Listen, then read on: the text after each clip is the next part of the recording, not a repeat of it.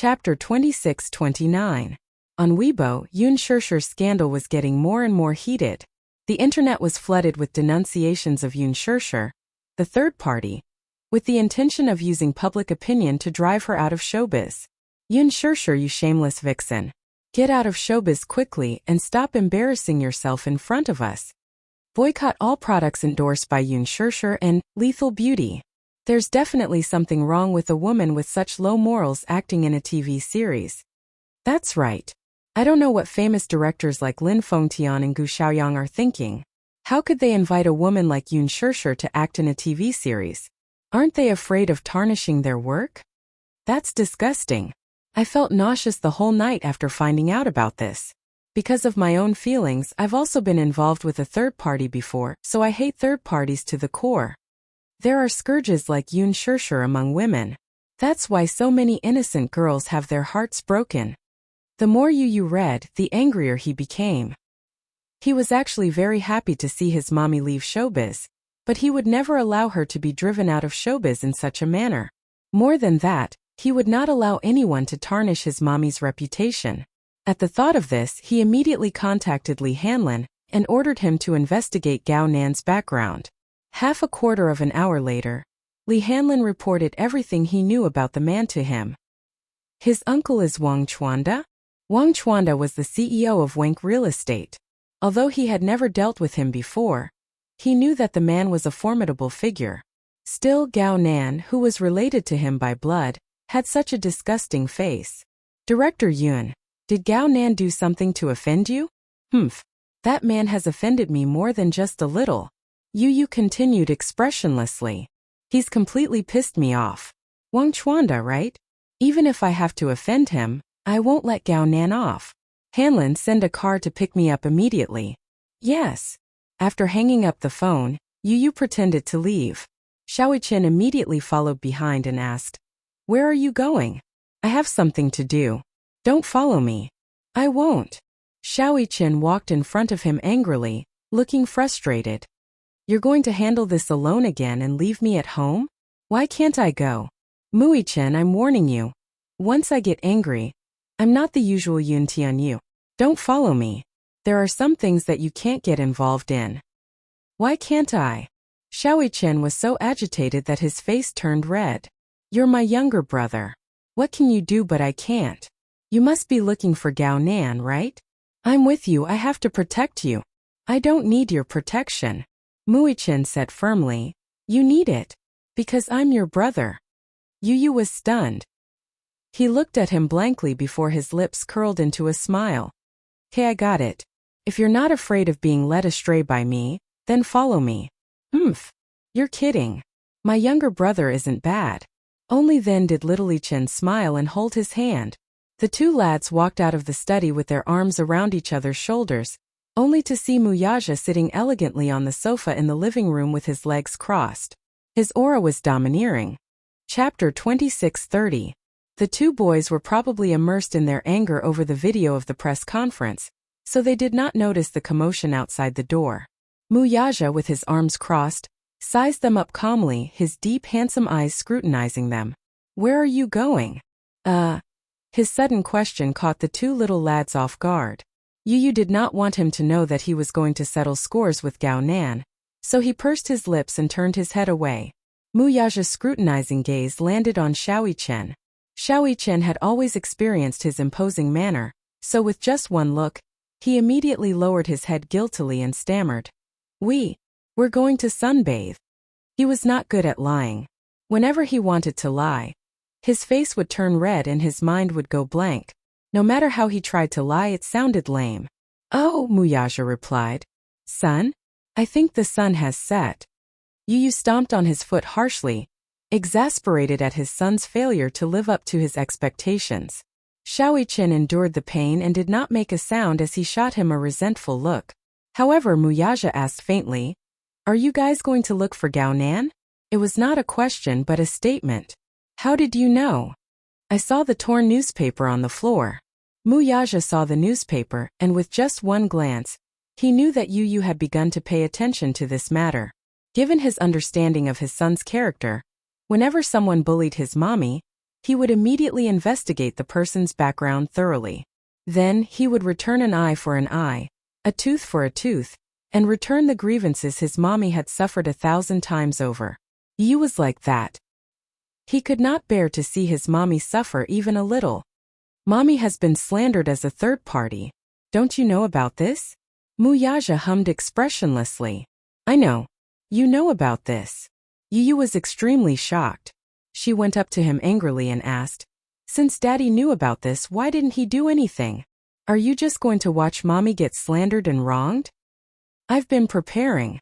Prepare for what? Wuxia suddenly grabbed his chin and whispered a few words into his ear. Yu's face instantly froze. His anger dissipated and was replaced by a look of utter astonishment. Daddy, are you really going to announce this? Yes. Xiaoqian didn't hear anything and immediately ran over curiously. With a strange expression he asked, what did Daddy say? Humph, I'm not telling you. Yu also started to keep her in suspense. Xiaoqian was instantly flustered. Yu pushed him aside in disdain and turned to ask, then Daddy, are you going to let Gao Nan off just like that? Of course not. Wuxia had investigated this matter. He even found out that Gao Nan had threatened his wife with the condition of being a mistress. As the emperor of Huanyu, he had many eyes and ears in the entertainment industry. With his extensive influence, he could find out exactly what had happened that night. It wasn't as if there were no witnesses at the scene. A waiter who passed by the washroom had heard the intense argument between the two. Even now, Gao Nan was still coveting his woman. As a man, this was definitely an intolerable provocation. Then why haven't you dealt with him yet? Chapter 26:31. It's so boring to just deal with it. Wuxia cursed inwardly for a while before his lips curled into a sinister smile. My good son, have you thought of any fun tricks? Yu racked his brains for a long time before his eyes lit up and he laughed sinisterly. Even Wuxian, who was watching from the side, could not help but feel a chill run down his spine and up his spine from the bottom of his feet.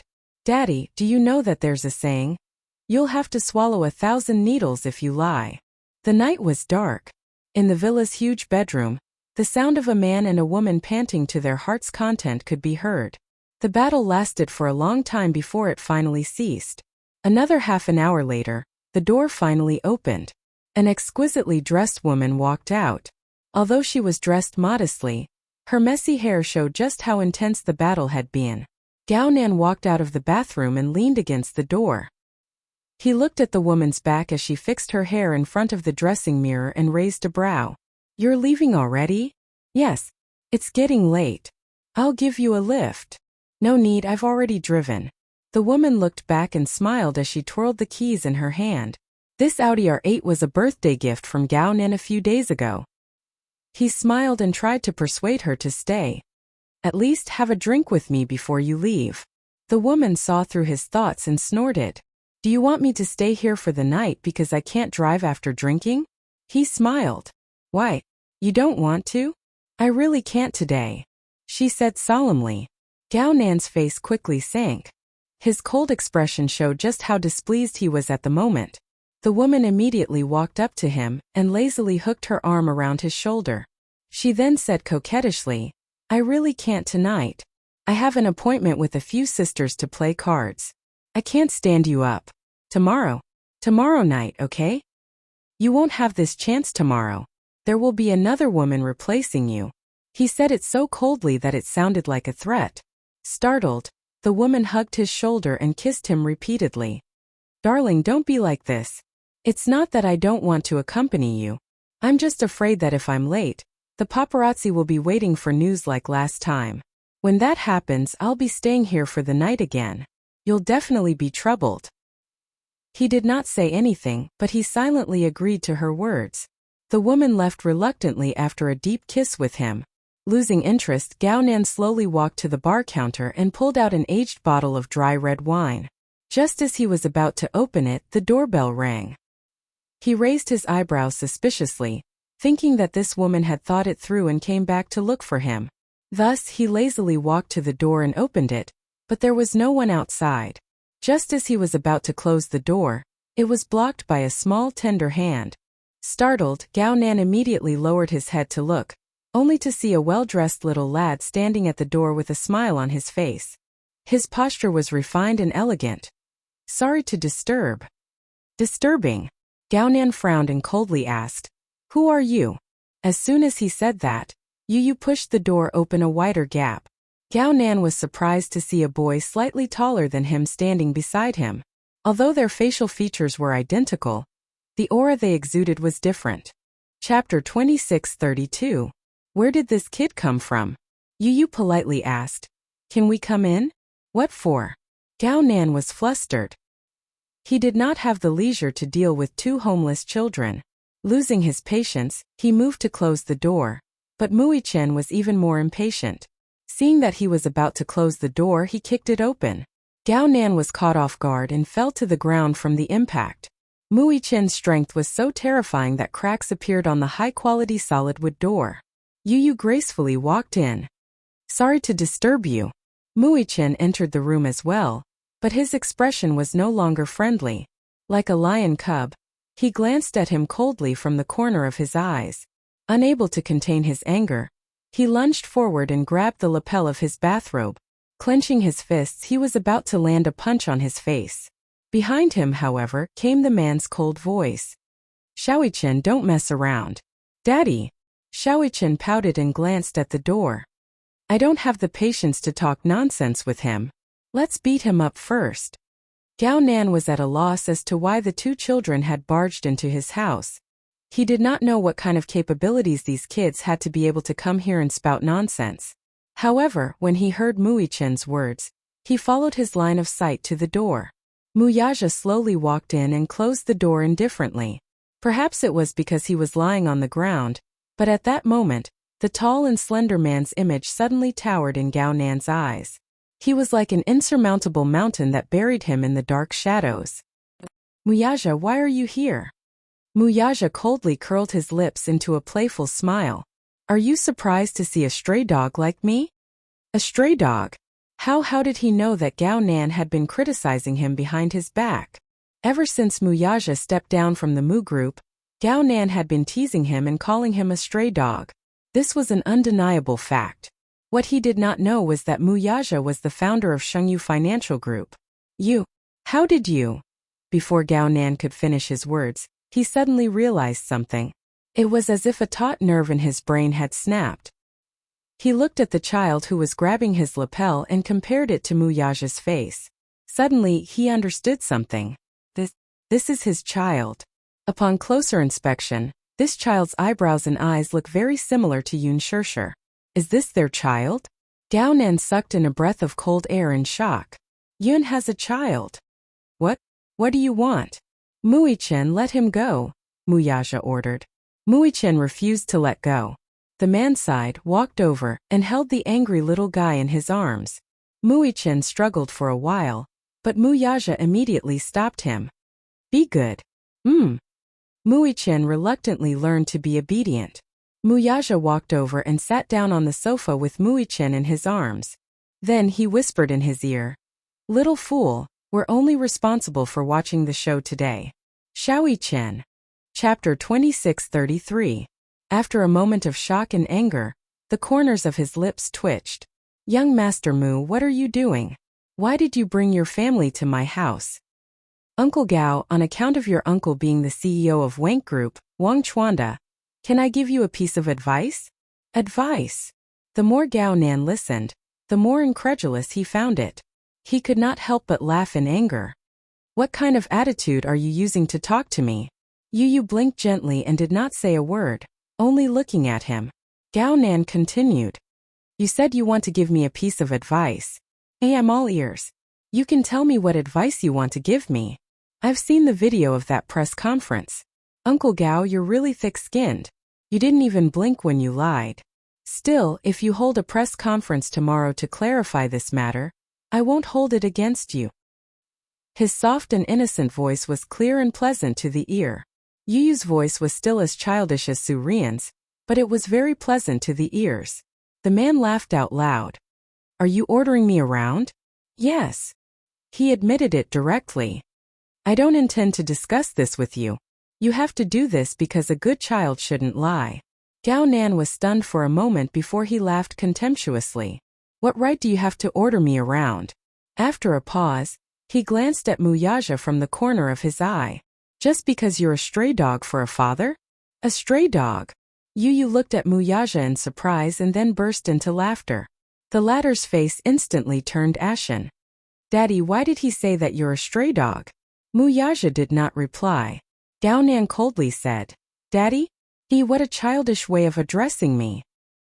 He did not want to argue with a child, so he turned to Wuxia and said coldly, Wuxia, I used to respect you because you were the CEO of the Mu Group and the rightful successor of Dishing Financial Group. At that time, you were really in a prominent position. You don't even put my uncle in your eyes. In front of you, he's as obedient as a grandson. When you show off your strength to him, he doesn't even dare to fart. Due to my uncle's prestige, I had no choice but to obediently lower my head to you. But in my heart, I have never been convinced by you. Who do you think you are? You're just born a little better than me. Other than that, you're more capable than me. But other than that, what else do you have that's better than me? After a pause, he sneered again. But what's that saying again? As the saying goes, every dog has its day. You're no longer the CEO of Mu Group. You're no longer as glorious as you used to be. You're also no longer the future successor of Mu Group that everyone respects. I heard that you were expelled from the Mu family. How is it? How did it feel to fall from the peak to the bottom of the abyss overnight? Wasn't it humiliating? I don't know how miserable your life is right now, but your woman has been wronged, and you actually brought 2 stray dogs to me to get to the bottom of it? Who do you think you are now? What can you do to me?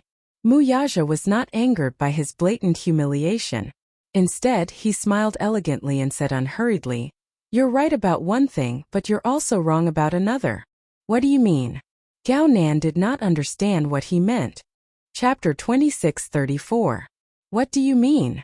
I used to have a prominent status, and your uncle was as obedient as a grandson whenever he saw me. This is true. Every dog has its day, and now that I'm down and out, I'm no longer as glorious as I used to be. This isn't right. Gao Nan was dumbfounded. Wuxia looked at him coldly. Suddenly, he gave him a deep smile with a hint of devilish charm in his eyes.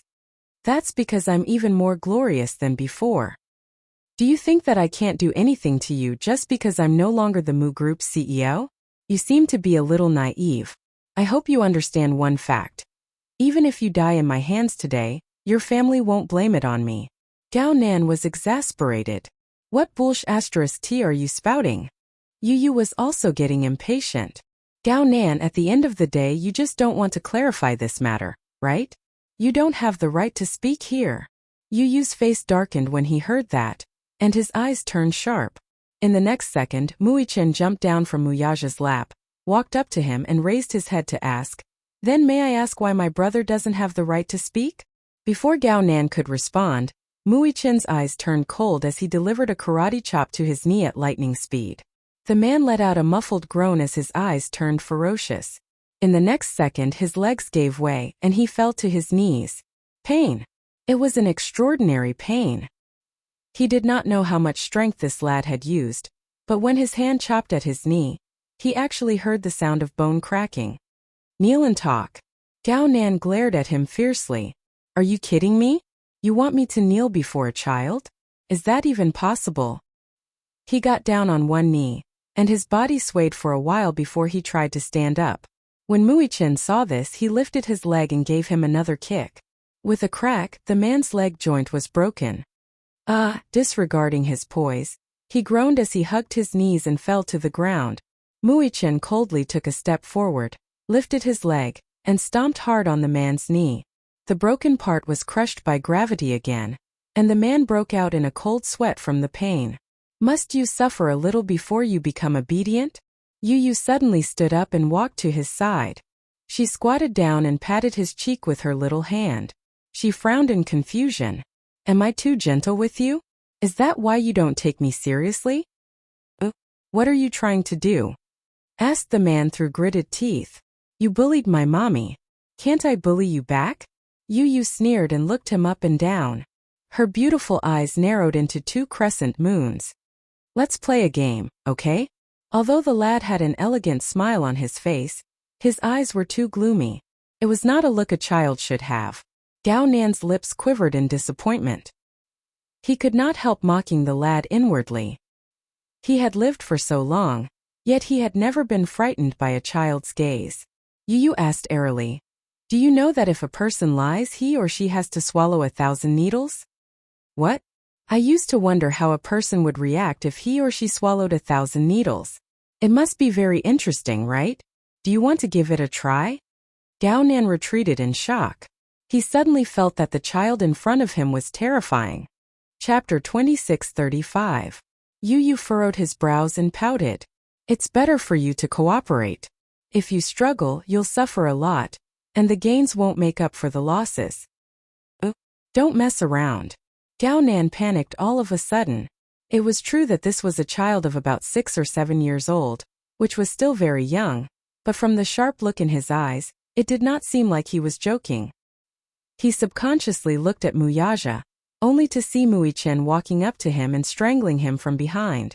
Gao Nan struggled violently, but Wuxian did not give him the chance to do so. Using his hand as a knife, he viciously chopped at his shoulder. With a clear sound of dislocation, he actually dislocated Gao Nan's shoulder joint. "Ah!" Gao Nan cried out in pain as cold sweat drenched his back. Alas, Wuxian did not give him any chance to breathe. With another crack, he twisted Gao Nan's elbow and twisted it into a weird angle. Gao Nan was completely powerless to struggle. Wuxian grabbed his hair and, without knowing where his strength came from, Gao Nan felt himself being thrown to the ground. With a loud bang, the back of his head hit the ground hard, and his brain was in turmoil. At that moment he was completely flustered. He suddenly realized that, although it was hard to believe, these two children were not easy to deal with. This was especially so when he saw Yu take out a small box from his pocket and gently open it. Inside were silver needles of varying thickness, some were pins, some were thumbtacks, and some were very small needles. He carried the box to Gao Nan, squatted down in front of him, and smiled with narrowed eyes. "Then the game shall begin." "No, don't." Gao Nan shook his head desperately. His eyes widened in panic as he finally understood what fear was. He immediately begged for mercy. "No, this game isn't fun at all. I won't play with you. You don't have the final say in this." "No, I'll die." Perhaps it was because he had one foot in the jaws of death that he finally understood the seriousness of the matter. As a man, his eyes turned red from fear and he immediately said, I promise you. I'll hold a press conference tomorrow and explain everything to the public. That day, everything I said that day was a lie. I was just playing along with Ji Yan's act. I was just trying to smear Yun Shishir's reputation because I couldn't get her. I can say whatever you want, so let me go, okay?" His frantic pleading did not elicit any response from Yu. He furrowed his delicate eyebrows and tilted his head in distress. "What should I do? I've already changed my mind. Even if you immediately hold a press conference, I still won't forgive you. Mr. Mu. Gao Nan immediately struggled to turn around and beg Wuxia for mercy. From the corner of his eye, he saw the man calmly taking out a cigarette box. With a flick of his wrist, the man put a cigarette in the corner of his mouth and quietly lit it. He slowly took a puff and turned a blind eye to the man's cries for mercy. Chapter 26:36. Baby, be gentler. Wuxia finally opened his mouth to speak, but his tone was extremely sinister. "Don't go overboard. Know when to stop, okay?" "Got it, Daddy." Yu smiled obediently, looking like an elegant little gentleman. However, in Gao Nan's fearful eyes, this child with a warm smile was as terrifying as a little demon. Gao Nan watched as Wuxian walked up to him, grabbed his chin and pinched his cheeks, forcing his mouth wide open. Yu held a box in one hand and a suture needle in the other as he slowly approached him with a smile. In the middle of the night, an ambulance rushed into the hospital. A group of medical staff nervously carried out a trembling patient from the ambulance. Several doctors were already waiting at the entrance. Earlier, someone had called the police to report that someone had accidentally swallowed a silver needle and called for help. The doctors on duty were puzzled. accidentally swallowed a silver needle. They had been doctors for so many years, and they had seen many ignorant children swallow many strange things by mistake. However, an adult, and a mentally sound adult at that, actually swallowed it by mistake for a while. Could it be that he was mentally deranged? The patient who was sent to the hospital was none other than Gao Nan. His body was stiff as he lay on the stretcher, and his muscles were twitching non-stop. The doctor's initial diagnosis was that the patient was suffering from epilepsy. However, when he was sent to the emergency room and examined carefully, he was shocked to find that the reason why the patient was trembling was because his joints had been severely dislocated. In some places there were even signs of dislocation which affected his nerves. That was why he was trembling. The most shocking thing, though, was the patient's mouth. It was a ghastly sight, dripping with blood. His lips, tongue, and oral cavity were pierced with silver needles of different lengths. Some pierced through the tip of his tongue, while others pierced through the oral cavity. At a glance, it was truly chilling. It was hard to imagine how painful it was to have so many needles pierced through the mouth. The treatment of the wound was relatively simple. After all, it was not a major injury. As long as the needle was slowly pulled out, the bleeding was stopped, disinfected, and medicine was applied, there would be no major problems. However, the right wrist was obviously fractured, the left kneecap was cracked, and there were different contusions on the knee. The specific details would require a CT scan to understand the extent of the injury. Just as the doctor was about to push him into the X-ray room, the patient on the bed suddenly screamed and groaned. His facial features were distorted as he cried out in pain. "It hurts. It hurts." The doctors thought that the pain was caused by a fracture. The nurse comforted him for a while, but the man suddenly straightened up. With a ferocious look in his eyes, he tugged at the doctor's sleeve and said with difficulty, I swallowed 3 needles. Take them out. Take them out." As soon as his voice fell, it seemed that he had used too much force, and he vomited another mouthful of blood. The doctors were shocked and immediately realized the seriousness of the matter. They began to examine him, only to realize that the man did not dare to speak because there was a very small needle in his throat. After the examination, they found that there were 2 more needles in his esophagus and stomach. If they did not handle it properly, his life would be in danger. Chapter 2637. Gao Nan was immediately wheeled into the operating room. The surgery went on for an entire night before he barely made it through. Yu did not use too much force this time and did not make him swallow 1,000 needles. However, this incident caused Gao Nan's instinctive fear whenever he saw sharp objects. Of course, this was all in the future. Gao Nan was injured and hospitalized. The next day, the Gao family hurried to the hospital, but Gao Nan did not say anything in the face of their questions. He dared not say anything. He was truly afraid of the father-son trio from the bottom of his heart. They were too scheming and vicious. They dared to do what they said. This was especially true for that child named Yu, who was simply a little devil. Of course, Gao Nan did not dare to say anything. He only said that his throat was in severe pain and that he needed to rest. On the 3rd day of his hospitalization, Wang Chuanda came. The moment he arrived, he dismissed everyone in the Gao family, saying that he had something to talk to Gao Nan alone. As soon as he closed the door, he turned around and sat in front of the bed. With a worried expression, he said, "Didn't I tell you to keep a distance from Wuxia? I even warned you that you are not allowed to have any ideas about his woman. What about you? Did you turn a deaf ear to my words?" Gao Nan lay on the bed with his eyes closed and brows furrowed, but he did not speak. Wang Chuanda continued, "Do you think that Wuxia is really a stray dog, and has nothing left after leaving the Mu Group? Don't you know that he's the behind-the-scenes boss of Xingyu Financial Group, which has just been listed recently?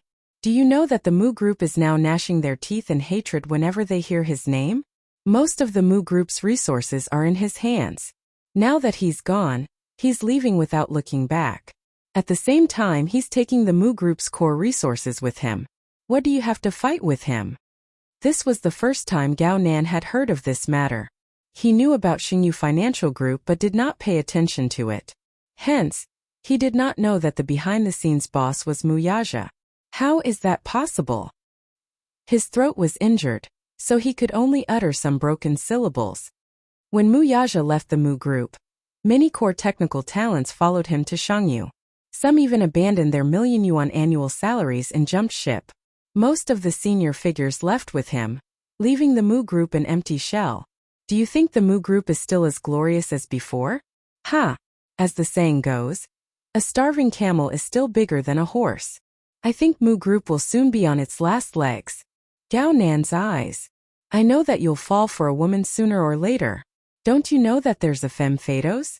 Because if you like them, they're you're too. That's it's you women but not use Mu. What mattered was that those who were willing to take the bait could not be forced. Who do you think you are? There's always someone better than you.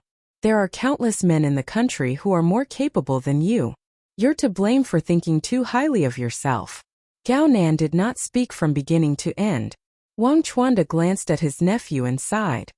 Fortunately, I've settled this matter for you. As long as you don't go looking for trouble with Yun Shirshir, Muyaja won't pick on you. Chapter 2638. He actually wanted to ask about the background of Muyaja's two sons, but he found it laughable at the same time. He had actually been defeated by two children. In the end, he felt really bad about it. After thinking about it, he decided not to ask or say anything. During the few days that Gao Nan was hospitalized, the public opinion on the internet never stopped. At first, Huan Yu decided to deal with the matter coldly. They did not respond, acknowledge, refute, or deal with the matter because it would only make things worse. Moreover, Huan Yu could not come up with any substantial evidence to prove that Ji Yan's words were baseless slander. The more they tried to explain, the worse the situation would become, and it would only give Ji Yan an opportunity to take advantage of it. Alas, with Ji Yan's incessant efforts to hype things up, various PR articles were published, including those scolding Yun Shirshir as a shameless third party. For a time, this matter almost became a phenomenal event. Netizens scolded Yun Shirshir on the internet, on Tieba, and on Weibo. The whole internet was full of posts about the incident.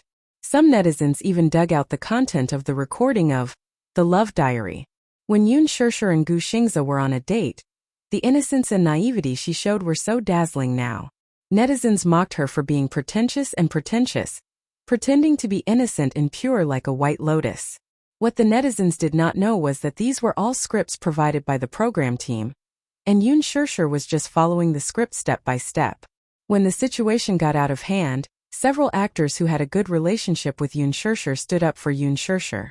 Among them, Yangmi was one of them. She posted on Weibo, "The innocent will always be innocent. Time will clear your name. All the best, girl." Netizens focused fire and insulted Yangmi and the other actors who stood in Yun Shirshir's camp. Yangmi's Weibo was the worst hit, with many netizens accusing her of using Huan Yu's popularity to create hype. She was so angry that she blocked the comments on Weibo, and even almost logged out. Under Huan Yu's strict order, she could only suspend her updates. Yangmi's Weibo was suspended, and Yun Shirshir's Weibo was also suspended by Huan Yu, prohibiting her from going online. All the parties involved in this incident suspended their Weibo. The netizens were full of anger and had nowhere to vent, so they targeted the production team of Lethal Beauty and the satellite channel that was broadcasting the TV series. The netizens jointly protested, saying that they didn't buy Yun Shirshir's TV series.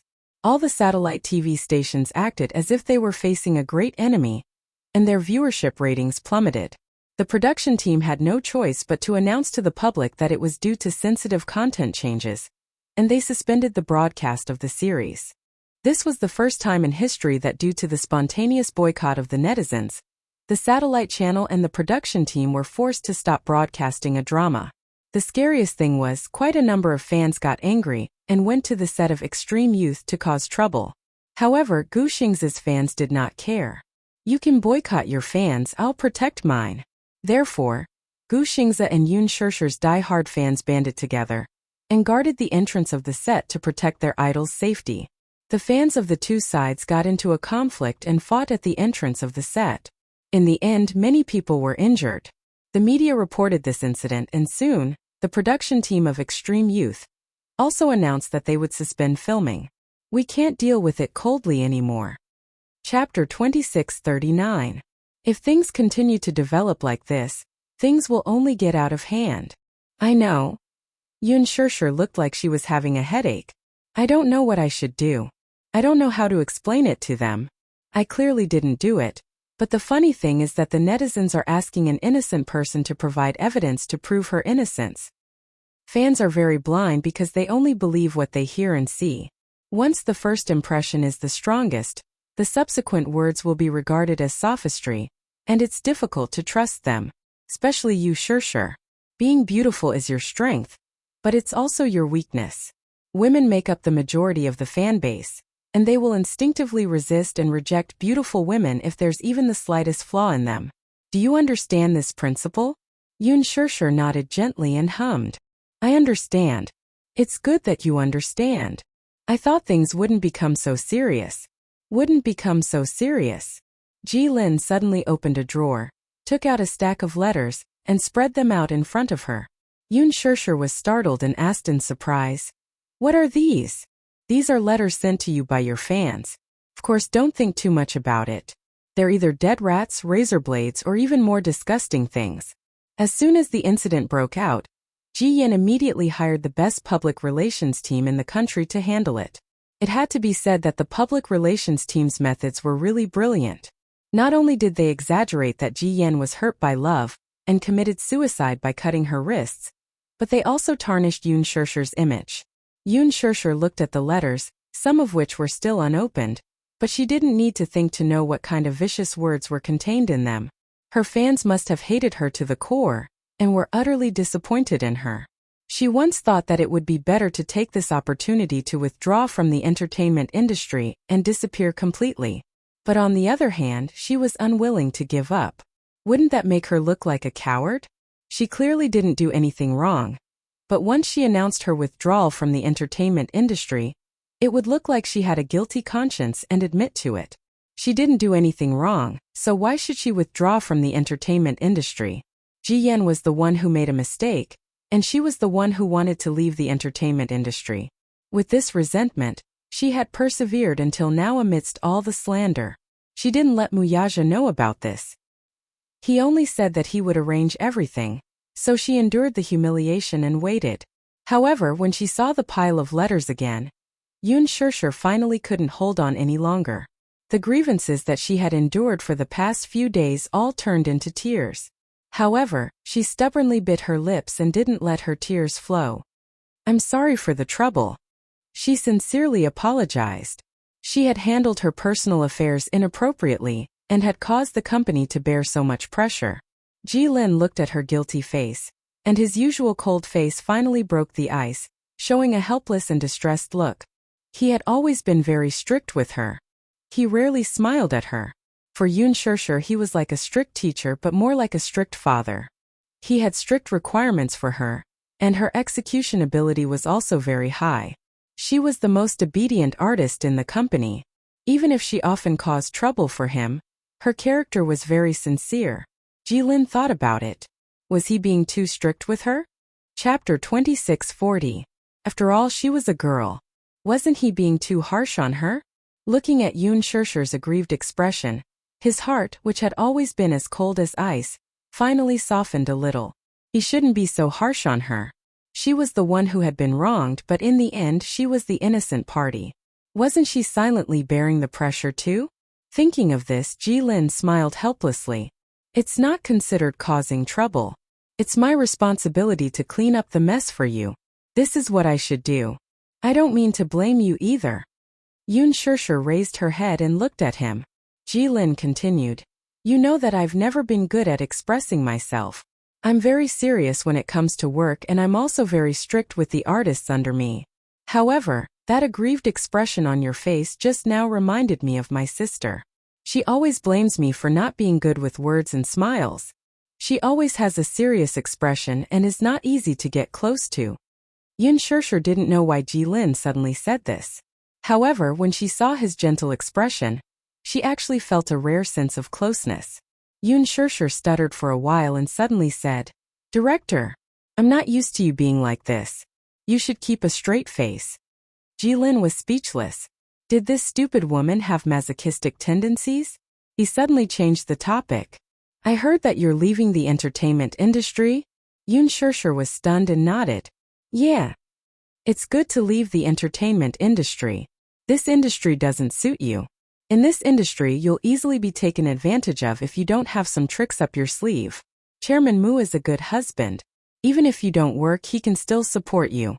It's not a bad choice to leave the entertainment industry and be a full-time housewife. This isn't a shameful thing. You should feel happy.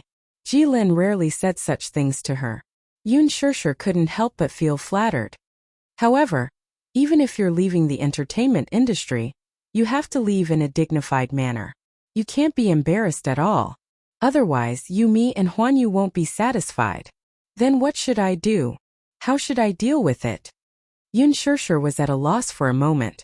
Jilin deliberated for a while and was about to speak when Qin Zhou's playful voice suddenly came from the door. What else can you do? Hold a press conference and checkmate her. Yun Shirshir was stunned. The two of them turned to look at the door. Qin Zhou, who had entered, and was leaning against the door with a determined expression. Jilin frowned. How did you get in? The door's not locked. Don't knock. Qin Zhou's face turned cold. When Qin Zhou heard this, he immediately raised his hand and gently knocked on the door. Instead, he smiled. Is it done? Gyoji. Come in. Qin Zhou walked in and took a seat beside her. Unlike his previous dejection, the current him had returned to his former high-spirited appearance. Seeing his spirited appearance, Jilin raised his eyebrows. Have you thought of a countermeasure?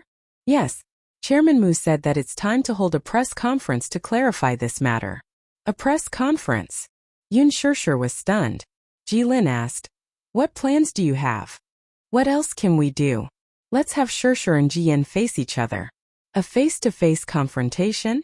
Jiyan won't come, Yun Shirshir said suddenly. If it's a face-to-face confrontation, it'll be disadvantageous for her. She won't put herself in danger. The current situation is in her favor. She won't attend the press conference. Chapter 2641. How is that possible? Yun Shirshir asked again. How are you going to invite her to the event? Qin Zhou winked mysteriously.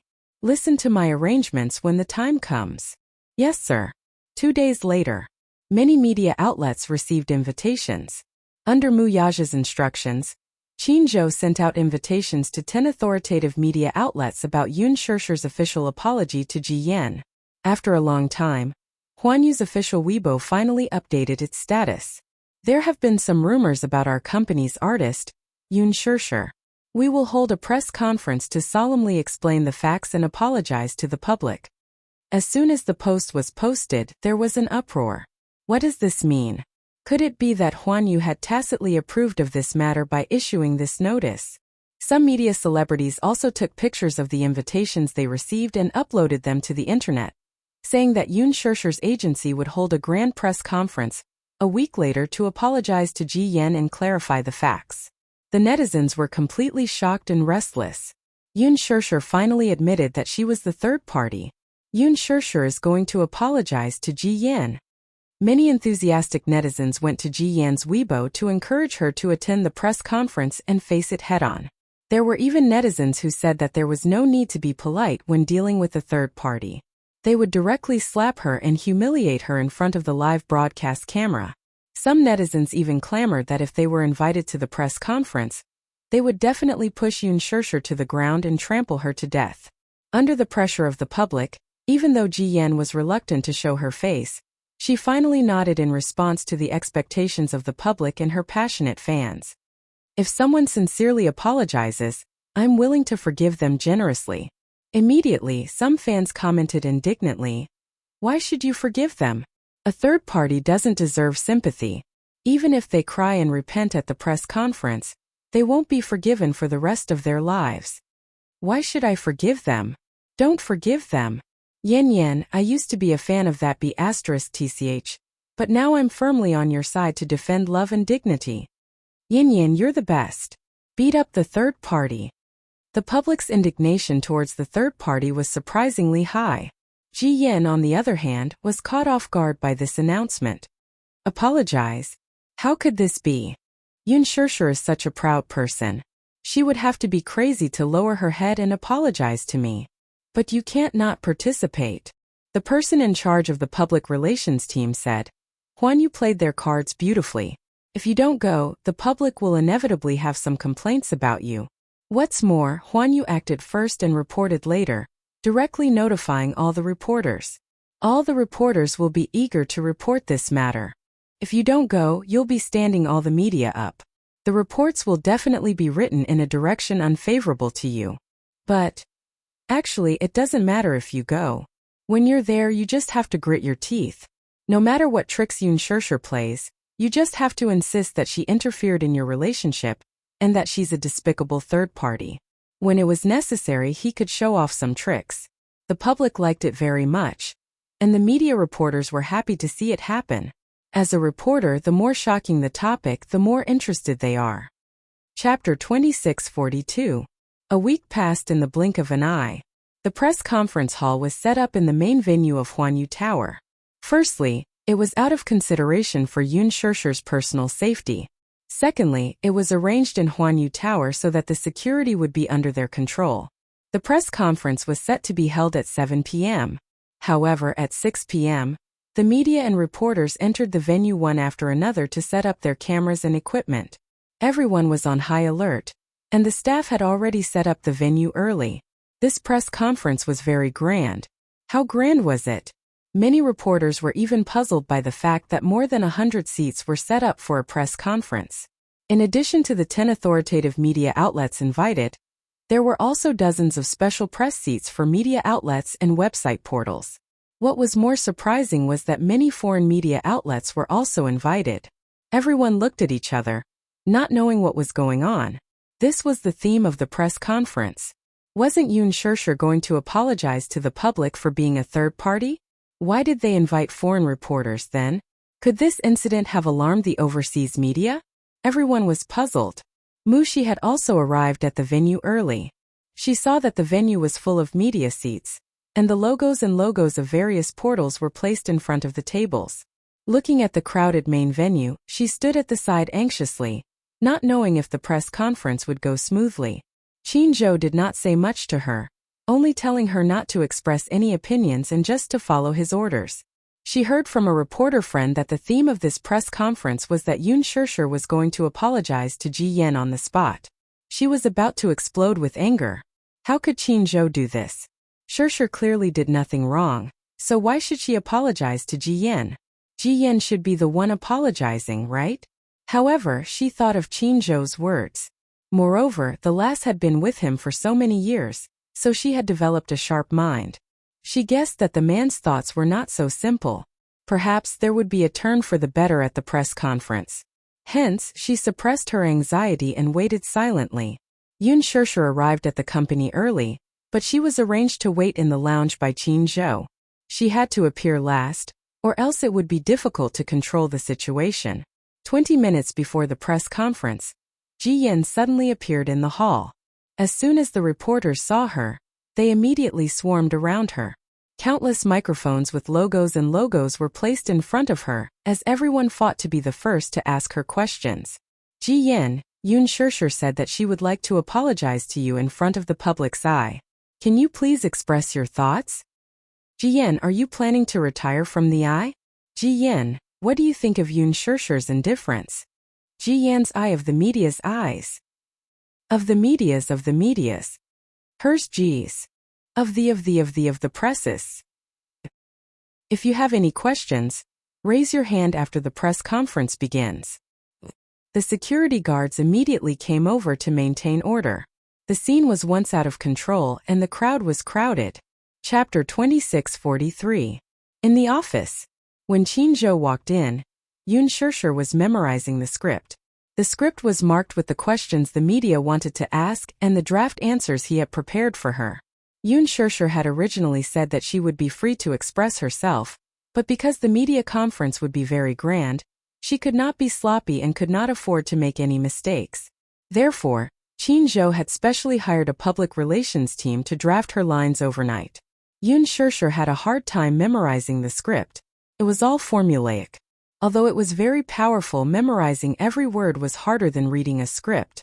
After memorizing it for a long time, she felt dizzy. How is it? Have you memorized it? Qin Zhou asked. Yun Shirshir frowned. Many of the answers are too formulaic. It's very difficult to memorize them. Qin Zhou looked at her with disappointment. Suddenly he sighed. It doesn't matter if you can't memorize it. No matter what, you just have to deal with the first half. Someone will help you deal with the second half. What do you mean? Yun Shirshir looked at him in surprise, obviously a little puzzled by his words. You don't have to ask too many questions. It will only confuse you. You just have to remember that no matter what Jiyan says, you have to refute her without mercy. She's here today, so we've already won half the battle. Do you understand? Yun Shirshir nodded as if she understood. At the overpass, the traffic was congested. It was the evening rush hour. Yu looked out of the window curiously, listening to the honking sound along the way. She asked anxiously, Daddy, is there a traffic jam? Muyaja gripped the steering wheel with a frown. It was obvious that he was feeling frustrated as well. The traffic today was especially congested. He had left the company early, but he did not expect to be delayed on the road. Originally, he should have arrived at the venue early, but because of the heavy traffic, he was delayed a lot. Xiaoyichen was extremely nervous. Looking at the congested road, he said angrily, with such a congested road, we'll be stuck halfway even if we arrive 2 hours early. There's still 10 minutes until the press conference. Yu glanced at her watch and said worriedly, I don't know if Mommy can handle it. Then, the media would definitely ask a lot of difficult questions. I'm just afraid that when the time comes, Mommy will panic and it will be too late for us to rush over. No. Muyaja couldn't help but smile. It won't be a problem for her to deal with the media. At 7 o'clock, the press conference started on time. The door opened and Yun Shirshir, Qin Zhou, and several senior executives of Huanyu slowly walked into the venue under the escort of bodyguards. The moment she walked into the venue, all the reporters gathered in the hall became excited and raised their cameras. In an instant, the large hall was as bright as day under the continuous flashing of the cameras. The reporters swarmed forward, regardless of the tall bodyguards surrounding Yun Shirshir. They all extended their microphones to her. Shirshir, look over here. I'm a reporter from Phoenix Media. What's your ultimate intention for holding this press conference? Shirshir, I heard that you're going to apologize to Jiyan in person at tonight's press conference, right? Does this mean that you acquiesce to Jiyan's accusations? Chapter 2644. The reporters were dumbfounded. Then, Qin Zhou immediately said in a serious tone, according to the invitation, Miss Shirshir will apologize to the public for this incident at this press conference. Please don't confuse the public. After saying that, he walked toward the podium with Yun Shirshir in his arm. The reporters were left looking at each other in confusion. The bodyguards invited the reporters back to the media seats. At the same time, the cameraman turned on the equipment and officially broadcasted the live footage to the major websites and portals. The top executives of Huanyu took their seats one after another, with Yun Shirshir and Qin Zhou sitting in the center, right next to Ji Yan. Along the way, which was neither too far nor too short, Ji Yan had been sizing her up without blinking. Yun Shirshir wore a white chiffon blouse and a pair of black cropped trousers today, which accentuated her long and slender legs. She looked slender and elegant. Unlike Ji Yan, who was dressed to the nines, this set of formal attire was simple yet elegant, pure and clean. Just like her name, she was beautiful and charming. Yun Shirshir's expression remained calm throughout. After taking her seat, she raised her head slightly, revealing her clear face and stubborn and proud eyes. Like plum blossoms in winter, she exuded an air of arrogance that absolutely could not be blasphemed. Ji Yan, who was sitting next to Yun Shirshir, although her facial features were exquisite, her temperament was obviously a far cry from her. She kept sneaking glances at Yun Shirshir when her eyes suddenly fell on the latter's slender fingers. It was a huge diamond ring that she had never seen before.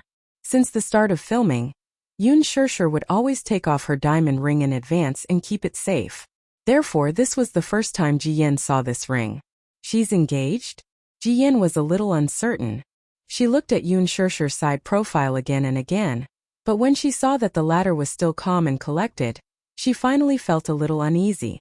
She suddenly realized that she shouldn't have come to tonight's press conference. As if realizing that Ji Yunshu was looking at her, Yun Shirshir suddenly shot her a glance. Their eyes met in midair, and Ji Yen was startled. She immediately turned her head away, pretending to be calm. However, she heard Ji Yunshu's lowered voice. If you're afraid and regretful, it's not too late to clarify things now. What? Ji Yen burst into laughter. What am I afraid of? What are you regretting? Alright, let's wait and see. The press conference officially began. Order was maintained at the scene, and the hall suddenly quieted down. Everyone sitting on the stage turned on their microphones.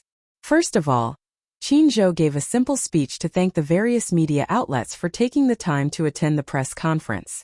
He also thanked all the fans who were patiently waiting and paying attention.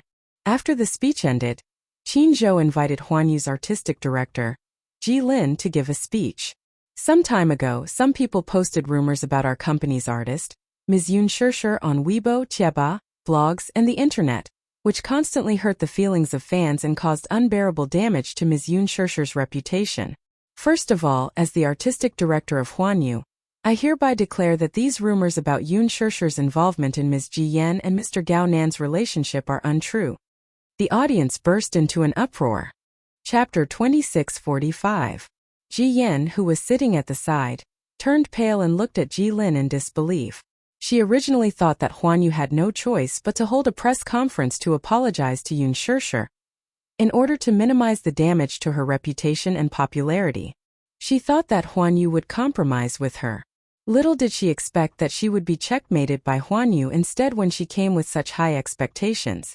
Ji Yen was at a loss for a moment, but it wasn't as if she hadn't expected this. So what if Yun Shishir didn't admit it? The public, including fans and the media, had long been convinced that Yun Shishir was the third party. Coupled with Huanyu's cold treatment some time ago, the public had always interpreted it as a guilty conscience. So what if Yun Shishir didn't admit it or apologize? The public was already gnashing their teeth in hatred of her image as a third party. Her image as a third party could no longer be erased. Ji Yen made up the story bitterly while trying to maintain a calm appearance. At the same time, she immediately pretended to be extremely aggrieved in front of the camera and swallowed her anger like an innocent victim. Ji Lin continued, "Tonight, Huanyu and Ms. Yun Shishir will make a full clarification of this incident at the press conference and sincerely apologize to the public and fans for the negative impact this personal matter has brought to the public." The media reporters looked at each other and were constantly bombarded with questions. The reporters sitting in the front row couldn't hold back their surprise and scrambled to ask questions. The scene suddenly became noisy.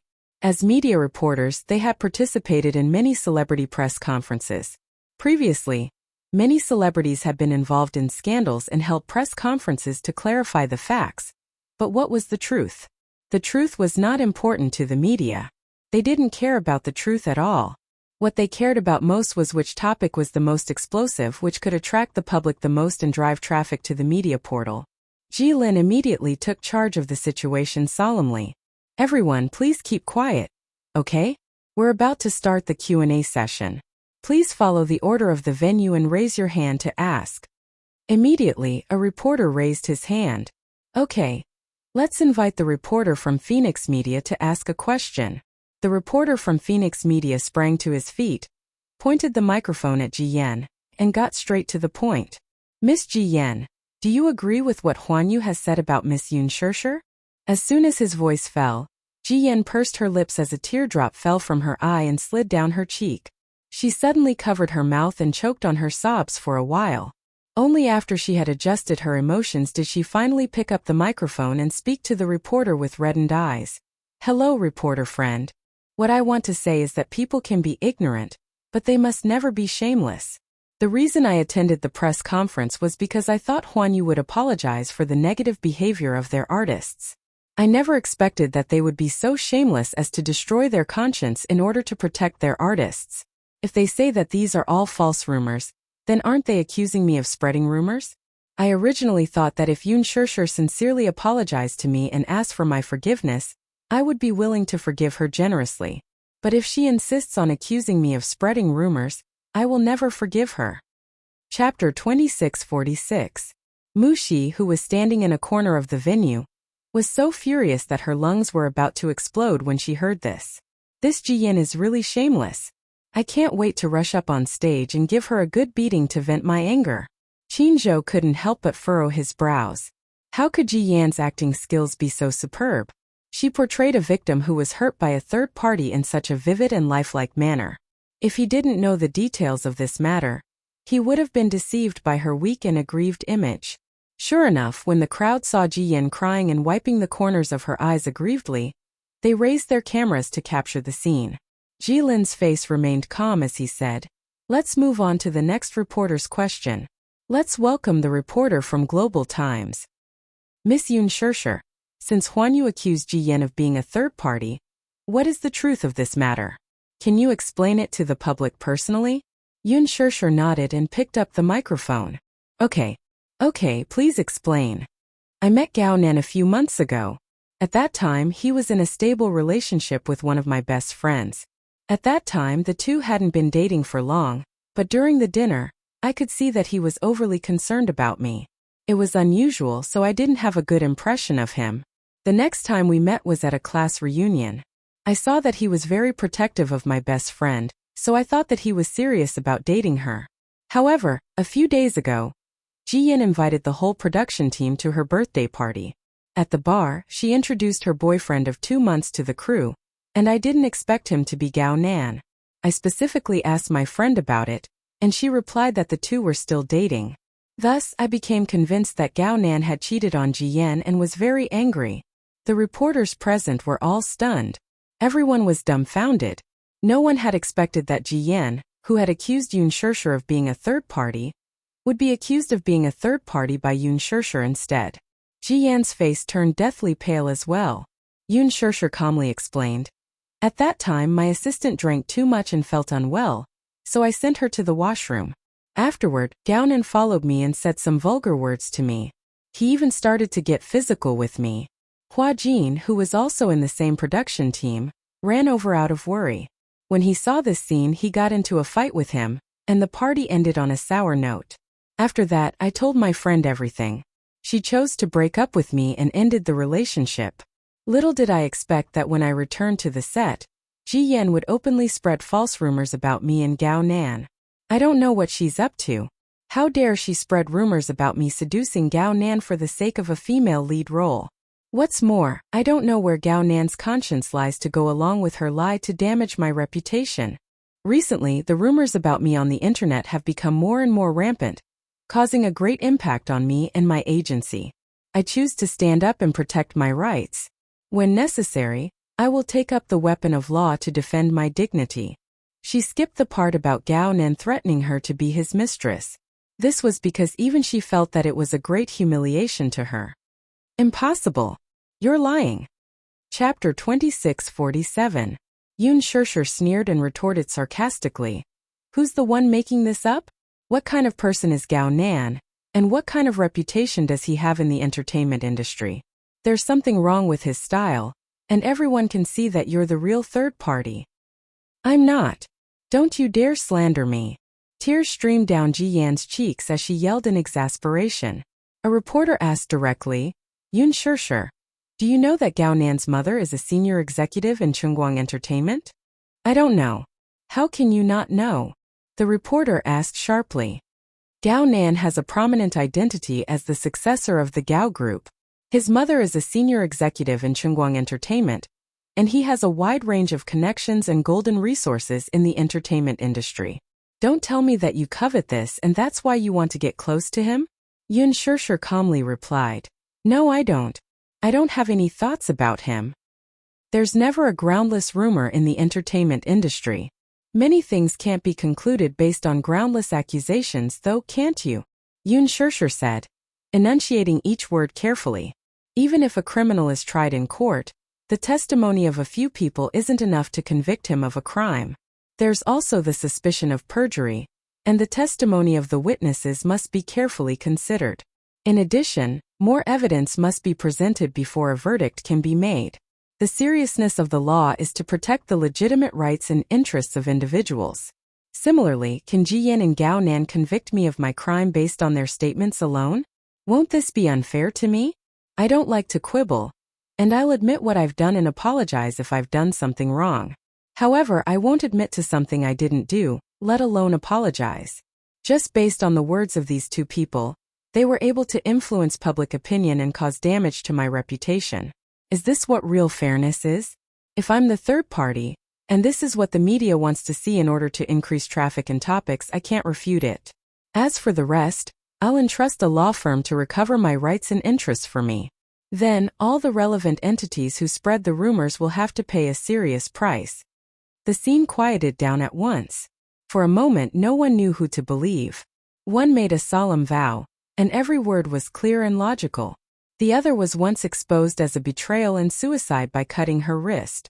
This was all confirmed by the hospital. Even if she wanted to create hype, there was no need to be so ruthless, right? The reporters had interviewed the hospital staff, and the insider said that Ji Yan had indeed been sent to the emergency room due to excessive blood loss after she committed suicide by cutting her wrist. All the evidence was conclusive. If she hadn't been sent to the hospital in time, her life would have been in the hospital. Who would joke would take their life? If he was careless and lost his life, wouldn't that be a great loss? All the reporters then turned their attention to her. May I ask if this was the reason why you slit your wrist and committed suicide? That's right. That's because I'm too deeply in love with Gao Nan. Knowing that the man I love betrayed me is like a bolt from the blue. My mind was muddled and I did something stupid. Do you agree with what Yun Shishir said earlier? She is lying. What if you're sure that she's lying? Her words are just to protect her own reputation. Yan. Chapter 2648. You're Huanyu's artistic director and her superior. Of course you'll side with her. Ji Yan continued agitatedly. But that's the truth. Yun Shishir seduced Gao Nan in order to get more resources. That's the undeniable truth. She's been playing the female lead since her debut, and she's always had good resources. Where did she get all these resources? She knows it all too well. Ji Lin retorted domineeringly. The artists under Huanyu never lack resources. Yun Shishir is an artist that Huanyu has focused on, so she doesn't lack resources either. So you're saying that Ji Yan's accusation that you seduced Gao Nan is also groundless? I didn't do that. I implore all the reporters to stop spreading false information and stick to reporting the truth. All the reporters fell silent at once. The scene turned strange. Ji Yan could not help but panic when she saw the tables had turned. She was not afraid of Yun Shishir's legal claims at all. Facing her in court was just a civil lawsuit. However, if the situation were to turn around, then everything she had done would be for naught. Are you still going to quibble at this point? Ji Yan suddenly stood up agitatedly and glared at her. If you want to threaten me with a court battle, then let me tell you that it's not a threat at all. You can sue me for slander. I'm not afraid at all. You're the third party who interfered in my relationship with Gao Nan. You're the third party, Ji Yan, Yun Shishir said calmly. Ji Yan sneered. What evidence do you have to say that I'm the third party? Or do you have someone to prove it for you? It's me. Someone suddenly walked into the venue. Yun Shishir focused her gaze and saw that it was Xiao Shui. She quickly walked to the front of the stage and exchanged glances with Yun Shishir. The latter looked at her in surprise, obviously surprised by her sudden appearance. Xiao Shui looked at Yun Shishir. She had specially come to the venue and was prepared for this. She did not know how much courage she had mustered before she decided to reveal her scarred relationship to the media as evidence. You? Yun Shishir was stunned. Why are you here? If Gao Nan's words can be used as evidence, then I have evidence as well.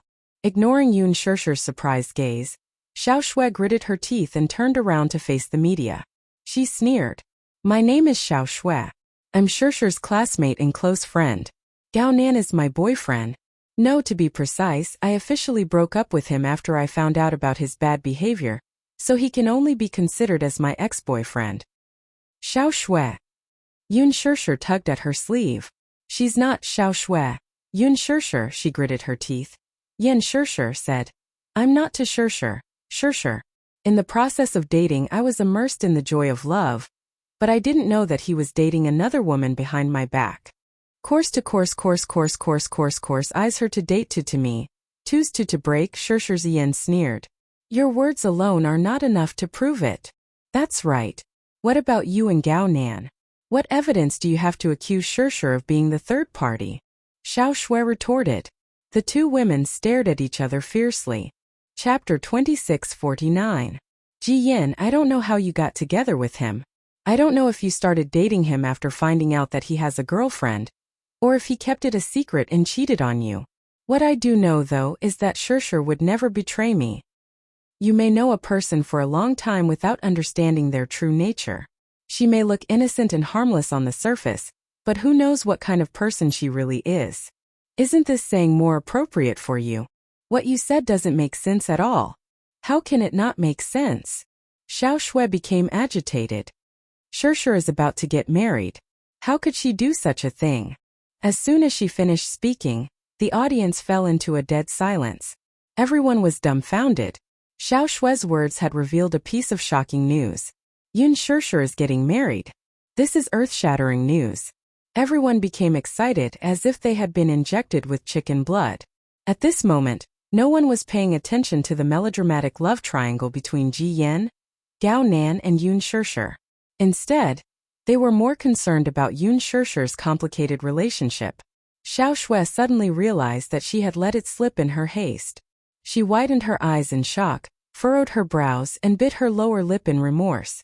Behind her, Qin Zhou was also a little surprised and glanced at her. This Xiao Shui seemed a little too rash. How could she say such a thing so casually? Xiao Shui immediately turned to look at Yun Shershur with a guilty expression. Her eyes were full of helplessness. She wanted to say that she was here to prove her innocence and not to cause trouble.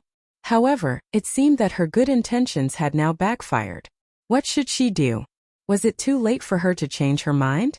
However, if she were to retract her words in front of so many people, it would only put Shershur in a more passive situation. Shershur, I'm sorry. Xiao Shui stammered, feeling wronged. I didn't mean it. I really didn't mean to cause trouble for you. I was too anxious. It's okay. The audience suddenly became restless. It was too shocking. The hottest and most popular starlet actually got married in secret? Secretly married. She was only 24 years old. Getting married at such a young age was simply an anomaly in the entertainment industry. In the industry of actors, they had to make a living out of their youth. Youth is very short. For the sake of their career, many female artists are more resistant to marriage. They all want to use their precious time to climb up. Unless she really met a benefactor, married into a rich family, became a rich madam, and retired from the entertainment industry. That was a different story. However, actresses who married into wealthy families rarely took acting as their livelihood. Unless he was bullied at home and ran out to take on scripts to earn money and make his presence known. Yun Shershur, on the other hand, had a bright future ahead of her as soon as she debuted. She would definitely shine brightly in the future. She might even be able to replace Han Yuyan. Everyone had high hopes for her. Now it was revealed that they were married? Unbelievable. Yun Shershur, are you really married? Why hasn't the marriage been announced yet? Yun Shershur, can you reveal who your marriage partner is? Yun Shershur sighed and suddenly stood up. She walked to the front of the stage and faced all the reporters with a smile. The corners of her lips curved up calmly, revealing a faint gentleness. Chapter 2650. Yun Shershur suddenly raised her hand. The diamond ring on her ring finger shone brightly under the spotlight. She smiled gently, her eyes radiating happiness. Yes, she's right. I'm already married. As soon as she said that, the audience burst into an uproar. Yun Shershur continued. Although we haven't had the time to hold a wedding ceremony, I've already gotten married in secret. I have a husband who loves me dearly, and I love my family. Because of this, I can't betray my true love and get involved in other people's relationships. I've never announced this to the public because I think I'm just an actress. As long as I show my good work to the public, it's enough. There's no need to expose my private life in front of the camera. Some time ago, you participated in the dating reality show The Love Diary and filmed the show as an imaginary couple with Gu Xingze. How do you explain this? Since you said it yourself, there's no such thing as an imaginary couple. Since you're already married, how do you explain the rumors about you and Gu Xingze some time ago? Yun Shershur suddenly felt conflicted. In front of so many senior executives of Huanyu, Could she expose them and say that these were all part of the company's packaging and hype? Could it be said that the company had tied her and Gu Xingzi together and promoted them as the lucky couple in order to promote her? Could she say that these were all deliberately directed by the production team and the show? Behind him, Ji Yan did not expect things to turn out this way. She was stunned for a moment before she began to tremble in anger. She did not expect that she would not shed tears until she saw the coffin. She thought that Yun Shishir would not dare to announce her marriage. That was because Ji Yan had investigated her background and secretly taken photos of her, so she had some inside information about her past. Since she took the initiative to expose her marriage, she must have a backup plan. Thinking of this, Ji Yan's face turned pale for a moment. Then she suddenly calmed down and a cold smile appeared on her lips. Previously, when she was still Yan Bingqing, she accidentally learned that she had a pair of twins and had a close relationship with Muyaja. At that time they were not married yet. In that case, the origin of this pair of children was enough to give people food for thought. Therefore, she secretly investigated her. The result of her investigation was that Yun Shishir became a surrogate mother for the Mu family when she was 18 and gave birth to 2 sons for them. The younger brother was too weak at birth and stopped breathing for a time. Later, by chance, she kept him by her side and named him Yun Tuanyu. It could be said that this was the most embarrassing part of her history. She actually dared to announce her marriage so calmly. Her gaze suddenly shifted to a certain spot in the venue, and she silently gave a secret signal. Before she rushed to the venue, she had bribed a reporter to leak information and photos of Yun Shishir's unbearable past to him. This was her final gamble. Chapter 2651. Whoa! The crowd burst into an uproar. The corners of Ji Yan's lips curled into a playful smile as if she was gloating over her misfortune. Ji Lin was stunned. Qin Zhou and Xiao Shui were also taken aback. The row of Huan Yu's senior executives sitting behind them was even more shocked. They didn't know that Yun Shishir was already pregnant, so where did these reporters get the news from? Yun Shishir's face turned as white as a sheet of chalk. Her complexion turned completely bleak. She didn't expect such a sharp question through the microphone, so she asked in a daze, "What did you say? You haven't held a formal wedding yet. According to the information I have, you only officially registered your marriage last year. However, your sons are already 7 years old. This means that when you gave birth to the twins, you were 18 years old. At that time, you should still be in university, right? What's the reason for your unmarried pregnancy while you were still in school? Can you explain it to me?" Yun Shishir's body swayed for a while, and she couldn't help but take a step back as her mind went blank. All of a sudden, countless dazzling memories rushed into her mind, but they were all sucked away by a strong suction force. Her vision turned black, and she felt as if the world was spinning. Don't ask. Don't ask. She suddenly recalled that after giving birth she had returned to the campus and walked into the class. Her classmates had looked at her strangely, whispering and discussing in private. Those harsh words echoed in her ears again. How can she still have the face to go back to school? During the summer vacation, I saw her get into a Bentley with a big belly. She even had someone supporting her like a noble young mistress. Was it an accident? Wasn't there a rumor that she was a mistress of a rich man? She accidentally got pregnant. She probably signed some kind of agreement for money, then dropped out of school and secretly gave birth to the children. After all, her family owes so much debt. She's a pitiful person. What's so pitiful about that? What's the difference between her and a prostitute? Being a mistress at such a young age, being someone's secret mistress, isn't it obvious that she's selling her body? I thought those rumors were just hearsay. I didn't expect them to be true. Some people look clean and pure on the surface, but who knows what kind of dirty faces they're hiding. If there are no special circumstances in the school, students are not allowed to take a leave of absence. She's not sick. If she accidentally got pregnant and the school found out, she would be expelled. I heard that she was able to complete the suspension procedures and return to school because of her connections. Despicable. No, she was not a slut. She was really at her wit's end. She didn't want to use her body as a surrogate for the Mu family. She only chose this path because she was in dire straits. During that period of time, the debt collection company kept pressuring the family, eyeing them covetously and using all kinds of methods to force her father to repay the debt. She couldn't bear it and only did that when she was at her wit's end. She was not a cheap person. I'm not. Yoon Shirshir's face was extremely pale. She looked up, her lips trembling uncontrollably, and her eyes reddened. Chapter 2652. Shirshir, are you all right? Chinzhou immediately walked up to her and held her arm. His heart ached when he saw her helpless expression. He did not know much about her past. However, after interacting with her for so long, he deeply believed in her character. Even if she was pregnant before marriage, she probably had some unspeakable reasons, right? Everyone was caught off guard by this sudden sentence, and the scene went completely out of control. Everyone buzzed in discussion. What? Yoon Shirshir is pregnant before marriage? She already has 2 children? How is that possible? She doesn't look like it. That's right. Usually, women who have given birth will look more haggard than women of the same age. However, her image in front of the screen has always been pure and charming, just like a young girl. She doesn't look like someone who has given birth before. She probably took good care of herself. I guess so. When the reporter saw that she did not answer, he continued to press on. Miss Yoon Shirshir, is this question difficult to answer? Then let me investigate further. The reason why you were pregnant before marriage was because there was something else, right?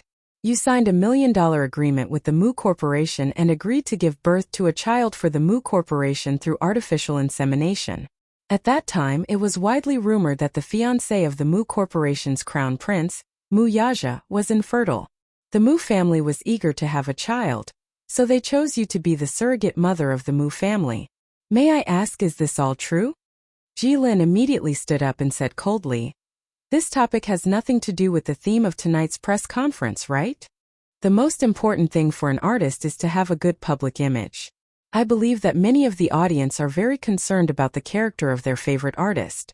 If their beloved idol is a completely different person in private, it will definitely disappoint the majority of fans, right? The reporter paused for a moment before continuing.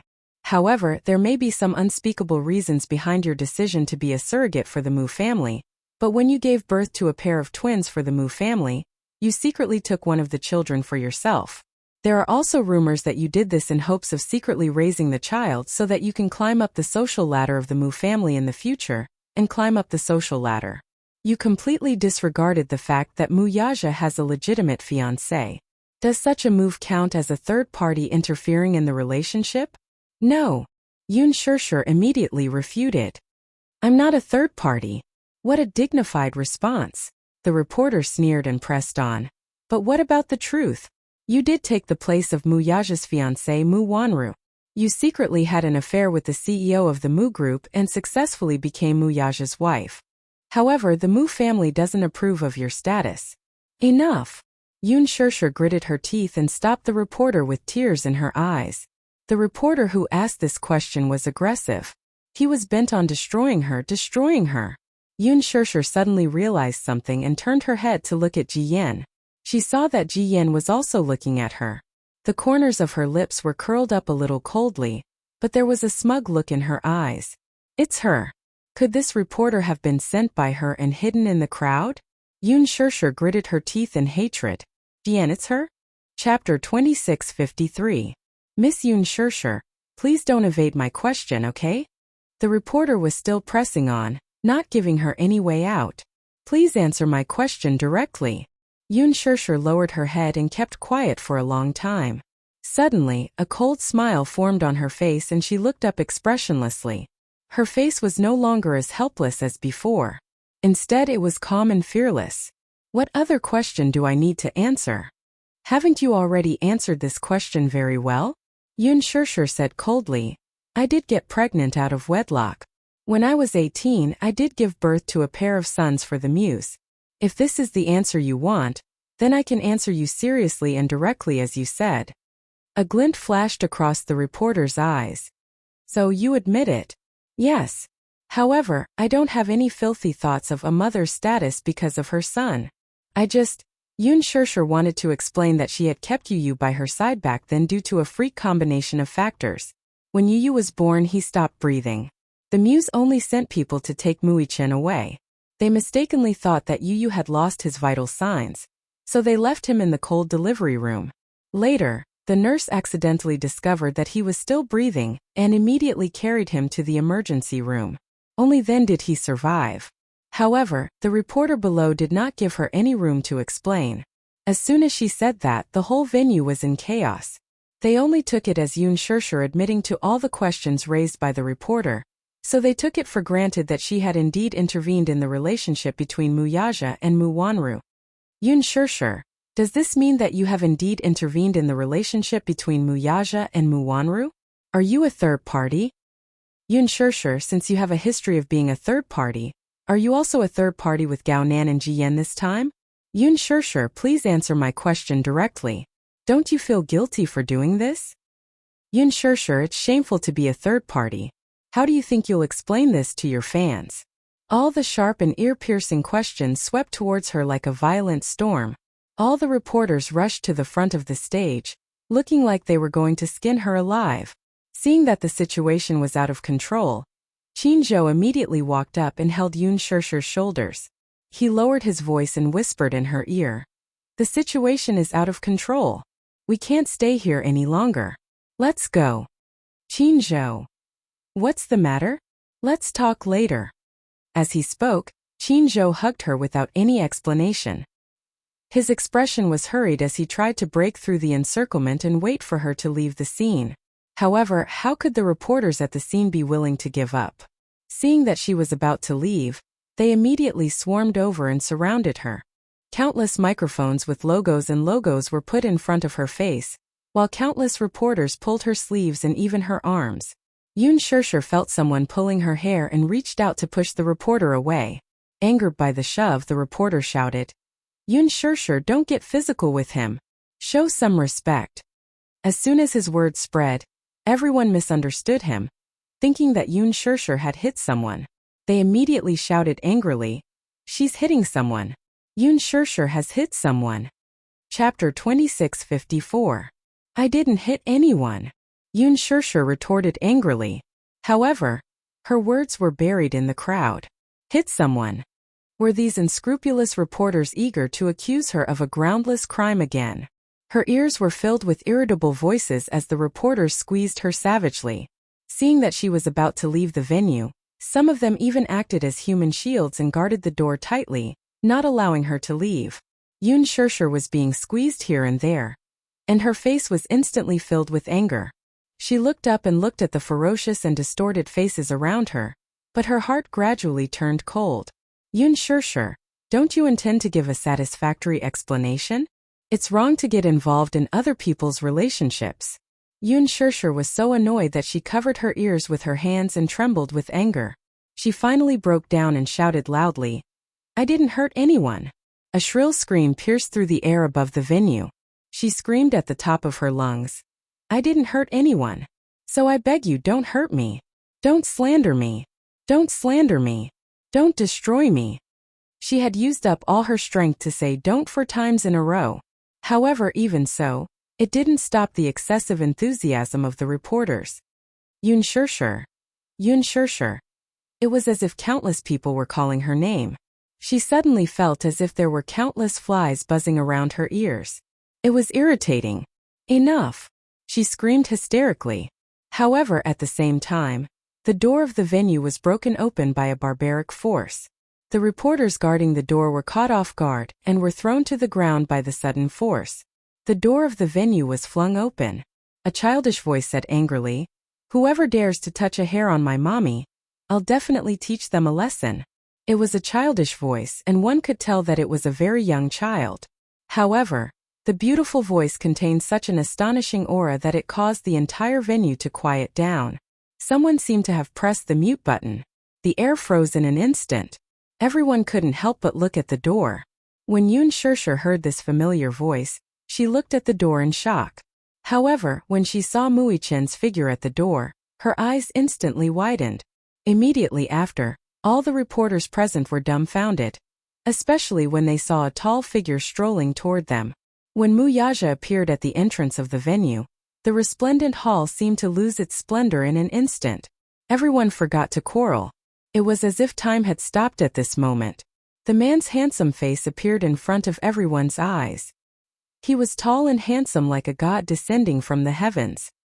He was holding the hand of a little boy in a suit. His black hair was soft and his eyes were clear. Little Munchkin's gaze swept across the crowd and finally landed on Yun Shirshir. Instantly, his gaze became as gentle as the spring breeze. The man's eyes, from the moment he appeared, had never left her body. He looked at her quietly. That expression made it seem as if everything else in the world had lost its color, and she was the only one who had color. It's Mu Yaja. How could it be him? Why did he suddenly appear? This man is Mu Yaja? Is he really the rumored crown prince of the Mu group? Chapter 2655. That's right. You should know that he has never given any exclusive interviews. Only those who are good at finance would have such an opportunity. Mommy! A loud greeting attracted everyone's attention. Mommy! This child is called Yun Shirshir's mommy. Ah! Look, these two children look exactly the same. They're twins. I recognize this child. Isn't he the young master of Mu Corporation, Mu Chen? He's Mu Yaja's son. Didn't Mu Yaja leave Mu Corporation? There was a wave of whispers. Yun Shirshir looked at Yu, then at Mu Chen. Finally, her confused gaze fell on Mu Yaja. She understood everything in an instant.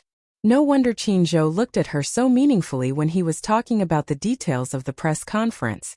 He said, Shirshir, don't worry. You only need to be in charge of the first half. Someone will take care of the second half for you. Shirshir, you're not alone. So it was him. Was he the one who prepared for this press conference? Did he want to personally clarify those rumors and slanders? Yun Shirshir's eyes reddened. Yu ignored the discussions of the reporters. He broke through the crowd and ran toward Yun Shirshir. He stood in front of her and looked up at her. His warm face was full of heartache and guilt. Mommy, we're late. We've made you suffer. Yun Shirshir's eyes reddened. She felt wronged, but she held it in. She squatted down and hugged Yu tightly in her arms. She could not hold back her hot tears. They fell on his shoulders and collar. Hot tears rolled down his face. Finally, at this moment, she could hold him in her arms in front of the whole world.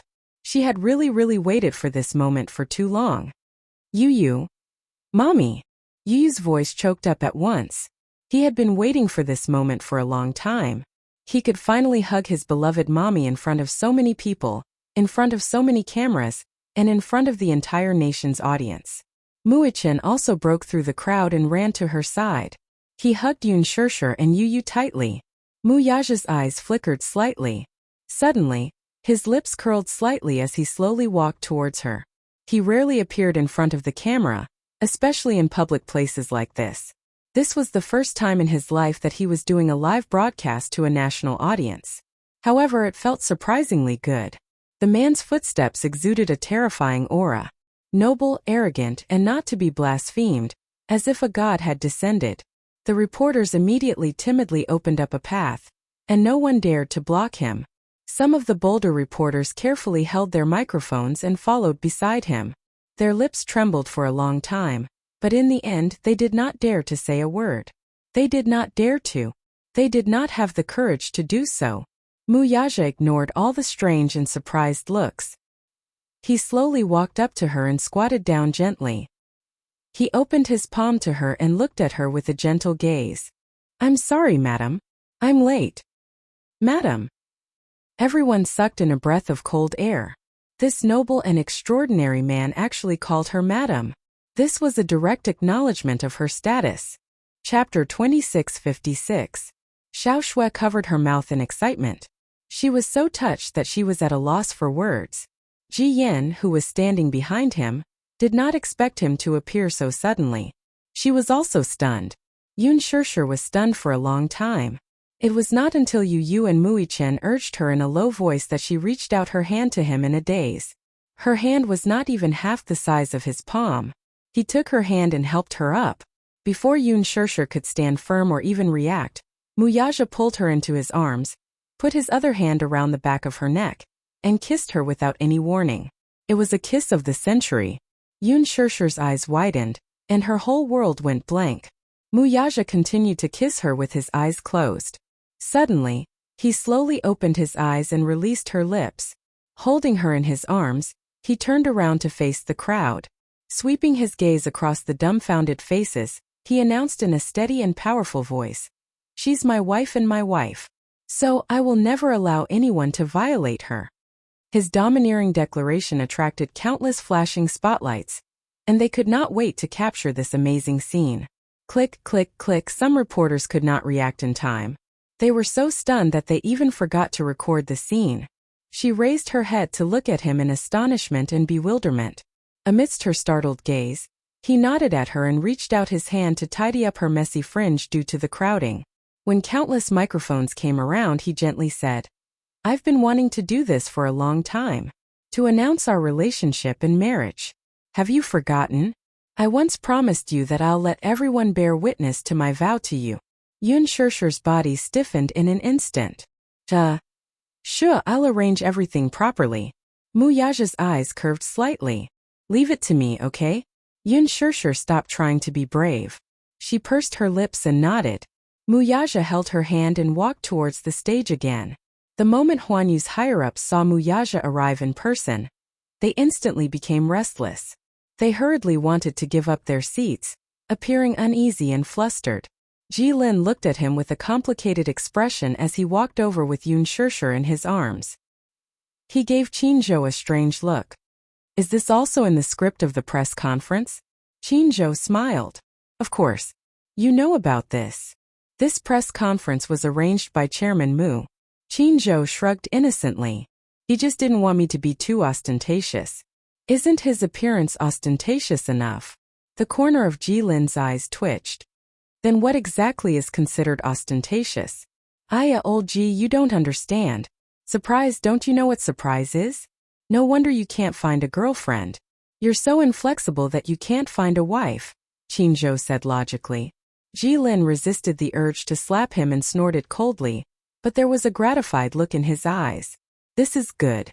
Jiyan watched as Mu Yaja walked to the front of the stage holding Yun Shirshir's hand and sat down in the main seat. Qinzhou obediently gave up his seat. Chapter 2657. Bad Woman. B*TC. After that, under Ji Yan's gnashing teeth, the two little lads snuggled up to Yun Shirshir and no longer looked at her. Her face turned pale at once. "I've been planning this press conference for a long time." Mu Yaja looked up and said this intriguing sentence. "In fact, I've been looking forward to this day to announce our relationship, but she has repeatedly objected to it. I'm also very annoyed. My wife believes that she's an actress, and since she's an actress, the most important thing is to present excellent works to the audience. I've seen her efforts. She's a very talented actress and has sacrificed a lot for acting. Sometimes because of work I spend less time with her, so I'm quite opposed to her career. However, as a husband, I should support my wife's work. However, some time ago I heard some bad rumors about my wife." Jiyan's face turned ghastly pale. Mu Yaja raised an eyebrow in a playful, contemptuous and mocking manner. His eyes suddenly flashed with a cold sharpness. "Rumor has it that my wife is a third party who intervened in the relationship between Ms. Ji Yan and Mr. Gao Nan. For the resources of a female lead, she openly seduced Mr. Gao Nan and achieved her goal." Pausing for a moment, he seemed to find it laughable as he scanned the scene with an insufferably arrogant gaze. His handsome face revealed his displeasure. "Mr. Gao? Yes. Does he deserve it? Mr. Gao Nan? Does he deserve it?" There was almost no excessive language. Although it was just a few words, they were hopelessly arrogant. However, no one had any doubts, because he was qualified to say such arrogant words. He was the successor of the Mu Group. Although he had left the company, he was still famous and had single-handedly created the legend of Shengyu Financial Group. Such a man was so dazzling. Compared to him, a good-for-nothing second generation like Gao Nan was simply the biggest joke in the world. Besides, who was Mu Yaja? He was the behind-the-scenes boss of Huan Yu. That was true in the past, and it is true now.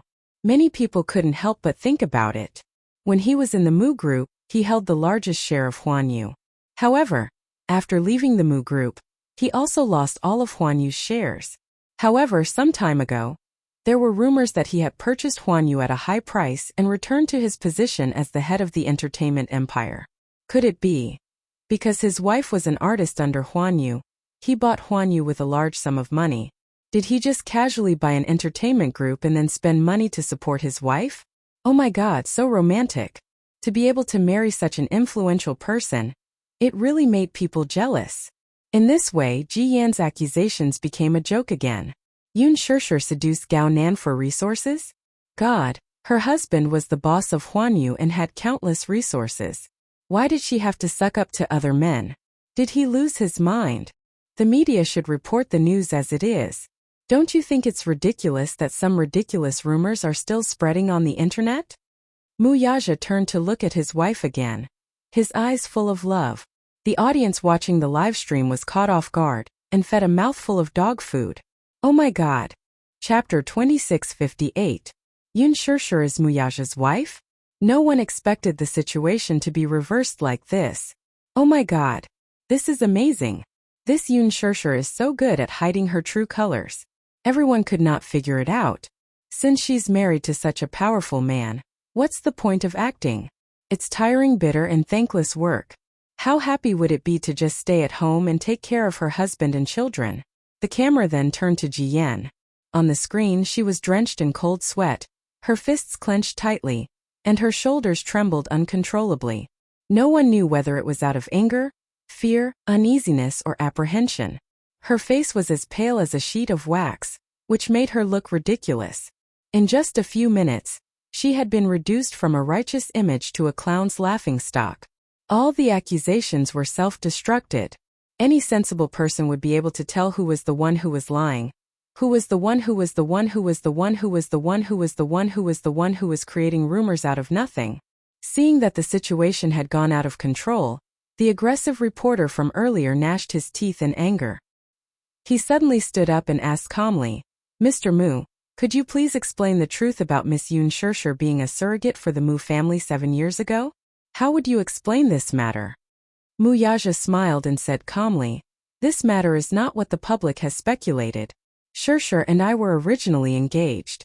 It was just an accident, a freak combination of factors that led to a blunder. Fortunately, God allowed us to meet again, and I believe that she is my destined lover." Destined lover.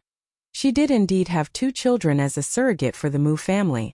At that time, I learned that her adoptive father owed a huge debt due to the failure of his business. The family was desperate, and she had no choice but to make such a choice to relieve the pressure on her family. I don't think it's shameful at all. Everyone was enlightened. So that's what happened. It turned out that she had chosen to be a surrogate in order to pay off her adoptive father's debt. Indeed, it was not a shameful thing at all. This kind-hearted girl must have been willing to rent her body to repay her adoptive father for bringing her up. She used the surrogate pregnancy to get a handsome reward to solve the family's financial difficulties. She was a kind-hearted and filial girl. The reporter gritted his teeth and threw out an even sharper question.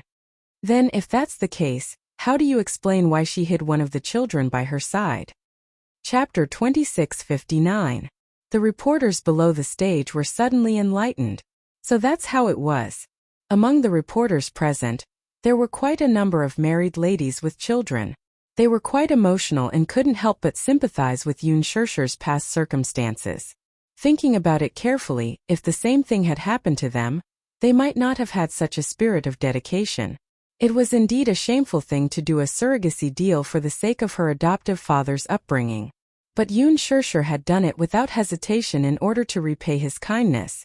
If it had been them, who would be willing? Moreover, after giving birth to a child, which mother would really be willing to hand over the child to someone else? That was her own flesh and blood.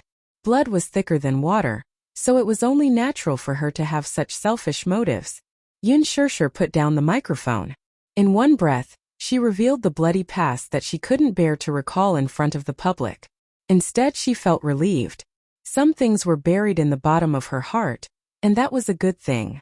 After saying it out loud, she felt as if a heavy burden had been lifted off her shoulders. Mu Yaja held her hand tightly. His gaze was gentle as he said, "I'm really grateful to God for letting us meet again." Yun Shishir also turned to look at him. The two of them looked at each other affectionately and smiled tacitly. Everyone was amazed and envious. Their gazes were very warm and tacit, especially in Muyaja's eyes. He couldn't hide the love that was about to burst out of his eyes. This was something that couldn't be expressed no matter how good his acting skills were. It was obvious how much he loved her. Yun Shirshir was so blessed. All of this could be considered as the end of the suffering and the beginning of the good times. Mr. Mu, can you introduce the two children beside you? Immediately, a reporter asked a question. Muyaja nodded cheerfully and said, "Of course." As he spoke, he pulled Yu into his arms and handed the microphone to him. Yu held the microphone and suddenly looked a little uneasy. It was the first time in his life that he was facing so many reporters. It would be a lie to say that he wasn't nervous. He muttered, "Ai, what should I say?" The reporters below the stage laughed at the child's naivety and amusement.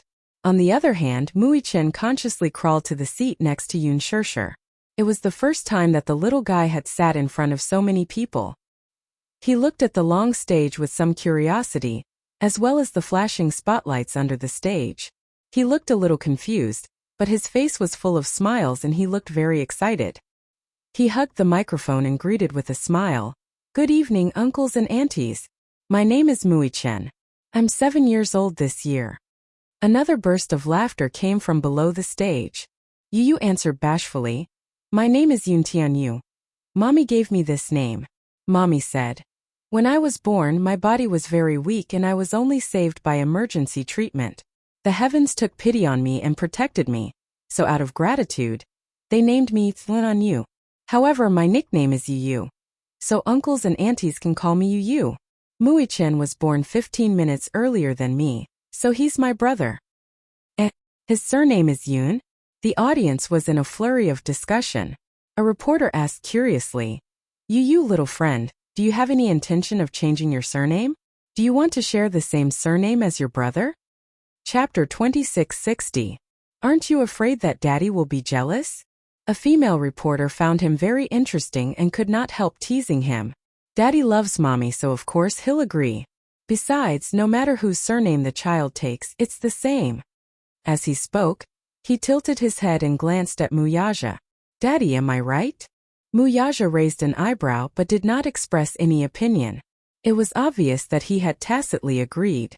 When Muichen heard this, he straightened his neck and said, "I want to take Mommy's surname too." Muyaja. The man's face turned cold at once. "What did you say?" "I want to take Mommy's surname too. Yunichin sounds so nice." The corner of Muyaja's eyes twitched fiercely. "Don't mess around." The audience laughed again, but this time it was a kind laughter. Everyone loved this pair of children very much. The atmosphere was no longer as tense as before. Instead, it became lively and no longer as stifling as before. Ji Yan's isolation and helplessness were further accentuated by the joyous atmosphere. She was at a loss as to what to do as she sat in her seat. She did not know whether to leave or just sit there. She felt extremely awkward. And as she looked at this harmonious scene, she felt even more upset. Unwillingness, annoyance, hatred, disgust. All kinds of negative emotions shrouded her. Ji Yan's face became irritated, especially when she saw that all the media's attention was focused on this family of 4.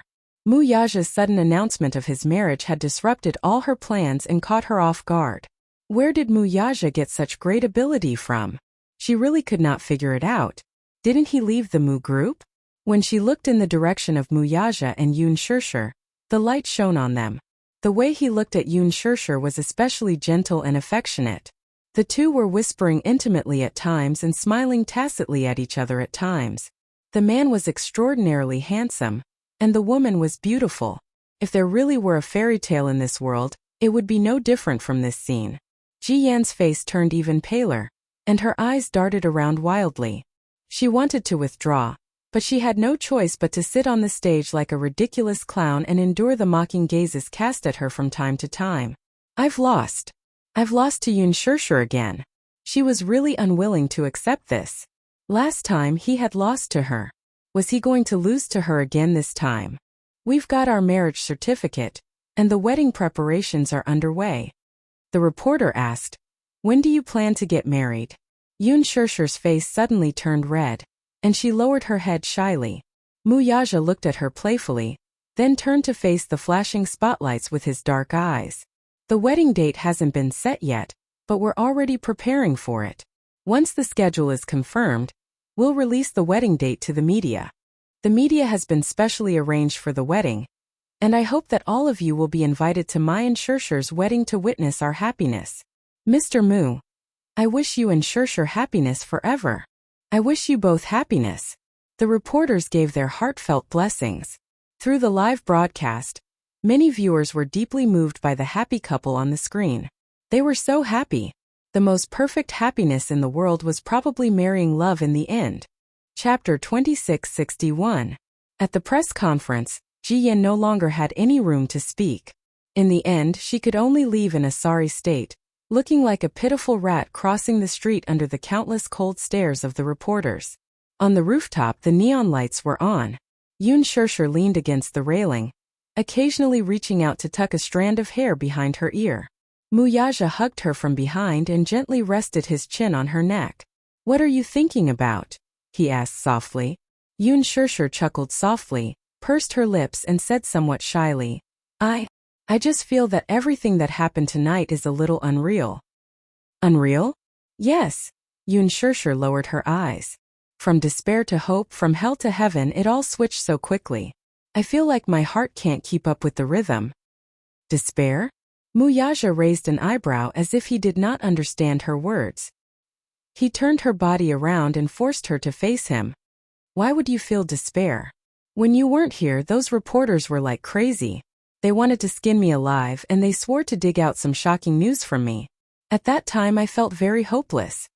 After a pause, she suddenly curved the corners of her lips and looked at him softly.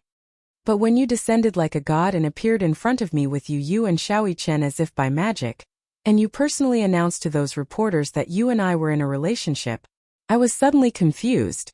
Kind of." She was startled and seemed to be considering her words carefully. Then she felt that she was being a little pretentious, so she sighed. "Do you know? Tonight, there were many moments when I was overwhelmed by happiness. But I was also afraid that if I was too happy, God would not like it and beat me back to my original state." "Do you believe in God that much?" Wuxia narrowed his eyes. "How superstitious are you to name you with the word God? Because people are born with different fates, isn't that so?" Yun Shershur pouted and asked disapprovingly. "It's not that I'm superstitious, but fate is really mysterious. I have to believe in it." "Little fool." Wuxia pecked between her brows in exasperation and adoration. "From today onwards, you don't have to believe in the heavens anymore. Just trust me. God is the ruler of all things in the world. Do you want to replace him? Humph. You're so ambitious." Yun Shershur rebuked him on the surface, but she couldn't help laughing in her heart. Wuxia said, "I'm not that ambitious. I just—" His voice stopped abruptly. He looked at her deeply and suddenly smiled wickedly. He leaned closer to her face, the tips of their noses touching and their lips touching. His breath smelled like orchids. "I just want to dominate you, that's all." With that, he covered her lips and kissed her. It was a charming kiss. Her lips were warm and soft, with a kind of mesmerizing charm. Once he started kissing her, he didn't want to stop. The tip of his tongue nimbly pried open the gap between her lips and went in deep, seducing her to kiss more. However, at such a harmonious moment, there would always be someone who didn't know what was good for them to do. Sizzle, sizzle. The sound of fireworks crackling came from afar and came closer. "Daddy! Mommy!" Chapter 2662. Yu ran to her side and smiled, but his sharp eyes caught a trace of lipstick on Yun Shershur's lips. He frowned slightly and glanced suspiciously at the man who had been pushed to the side. He saw a trace of red at the corner of the man's lips, which seemed to be stained by something. He was a meticulous person. Sensing the awkward atmosphere, he understood everything at once. "I was wondering where you guys were. It turns out that you were hiding here to steal a kiss behind Xiaoi Chen and my back." Yu huffed. Yun Shershur looked even more embarrassed. No. You're still denying it? Don't try to lie to Yu. I'm not that stupid, Mui Chen. I'm not that gullible." The little guy said matter-of-factly. Wuxia wanted to punch him. What a killjoy. It was always him who spoiled the mood. Could he be more observant? Seeing the veins on Muyaja's forehead bulging, Yun Tianyu knew that his daddy must be angry about being interrupted. He ignored him, pulled Yun Shusher's hand and said coquettishly, Mommy, let's set off fireworks, okay? It's already the new year. Why are we still setting off fireworks? Mommy doesn't know how to be romantic at all. Today is a special day. Yu is especially happy, so we want to set off fireworks to celebrate. Muichin suddenly leaned in and said, Also, today is White Valentine's Day. White Valentine's Day? Yes. Muichin looked at his father in disdain and said resentfully, Someone really doesn't know how to be romantic. He doesn't even know about White Valentine's Day. Fail. Yun Shusher covered her mouth and snickered. Yu snorted. Still, since Daddy performed well today, I won't hold it against him. Muichin nodded in agreement. Yes. Mommy, let's go set off fireworks. Yun Shusher carried him and coaxed him. All right. What kind of fireworks do you want to set off? I want to set off the kind that explodes in the sky. There are still some in the warehouse. We didn't manage to set them off during the new year. Yun Shusher carried him to the warehouse as she nagged. Muichin walked over to Muichin's side and raised two of them. Amidst the colorful lights, his tender face, which looked especially cute. Daddy too? Childish. Yichend of Mu. Of Mu. Ouch. Frowning in pain, the boy hurriedly explained. I was just joking. Really? Yes. Muichin nodded solemnly. If my surname is also Yin, and Daddy is the only one with the surname Mu, won't Daddy become a loner? How pitiful will that be? Oh. A certain pitiful man glared at him angrily. What was this guy talking about? He was both angry and amused at the same time. The light on the glow stick in his hand suddenly went out. Muichin threw the glow stick on the ground and looked up with a warm smile. But no matter who I choose, Daddy won't really mind, right? Muichin was stunned. He really didn't care much about the child's surname. Chapter 2663. Because when you love someone and truly put that person in your heart, you won't care about these trivial things at all. Daddy, I'm so happy tonight. Because our family is finally reunited in the truest sense. Muichin smiled, but his eyes were a little wet. He rubbed his eyes clumsily, feeling so happy that he didn't know what to do. Muyaja couldn't help but reach out and rub his son's head helplessly. I've never seen you cry before. It's because I'm excited. Muichin's eyes suddenly lit up. Does this mean that you and I can openly hold hands and go shopping with Mommy in the future? Yes. Then I don't have to be afraid of those reporters who secretly take photos of me kissing, hugging Mommy? Yes. Hooray. Hooray, Daddy. Muichin jumped happily. You're so proud. Yes. Of course. Daddy can also kiss Mommy openly. We don't have to make it look like we're having an affair like before. Affair. The corner of Muyaja's eyes twitched. Where did you learn this word? You taught me. Muyaja didn't know whether to laugh or cry. He suddenly picked up Muichin and scratched the bridge of his nose. Okay, let's stop fooling around.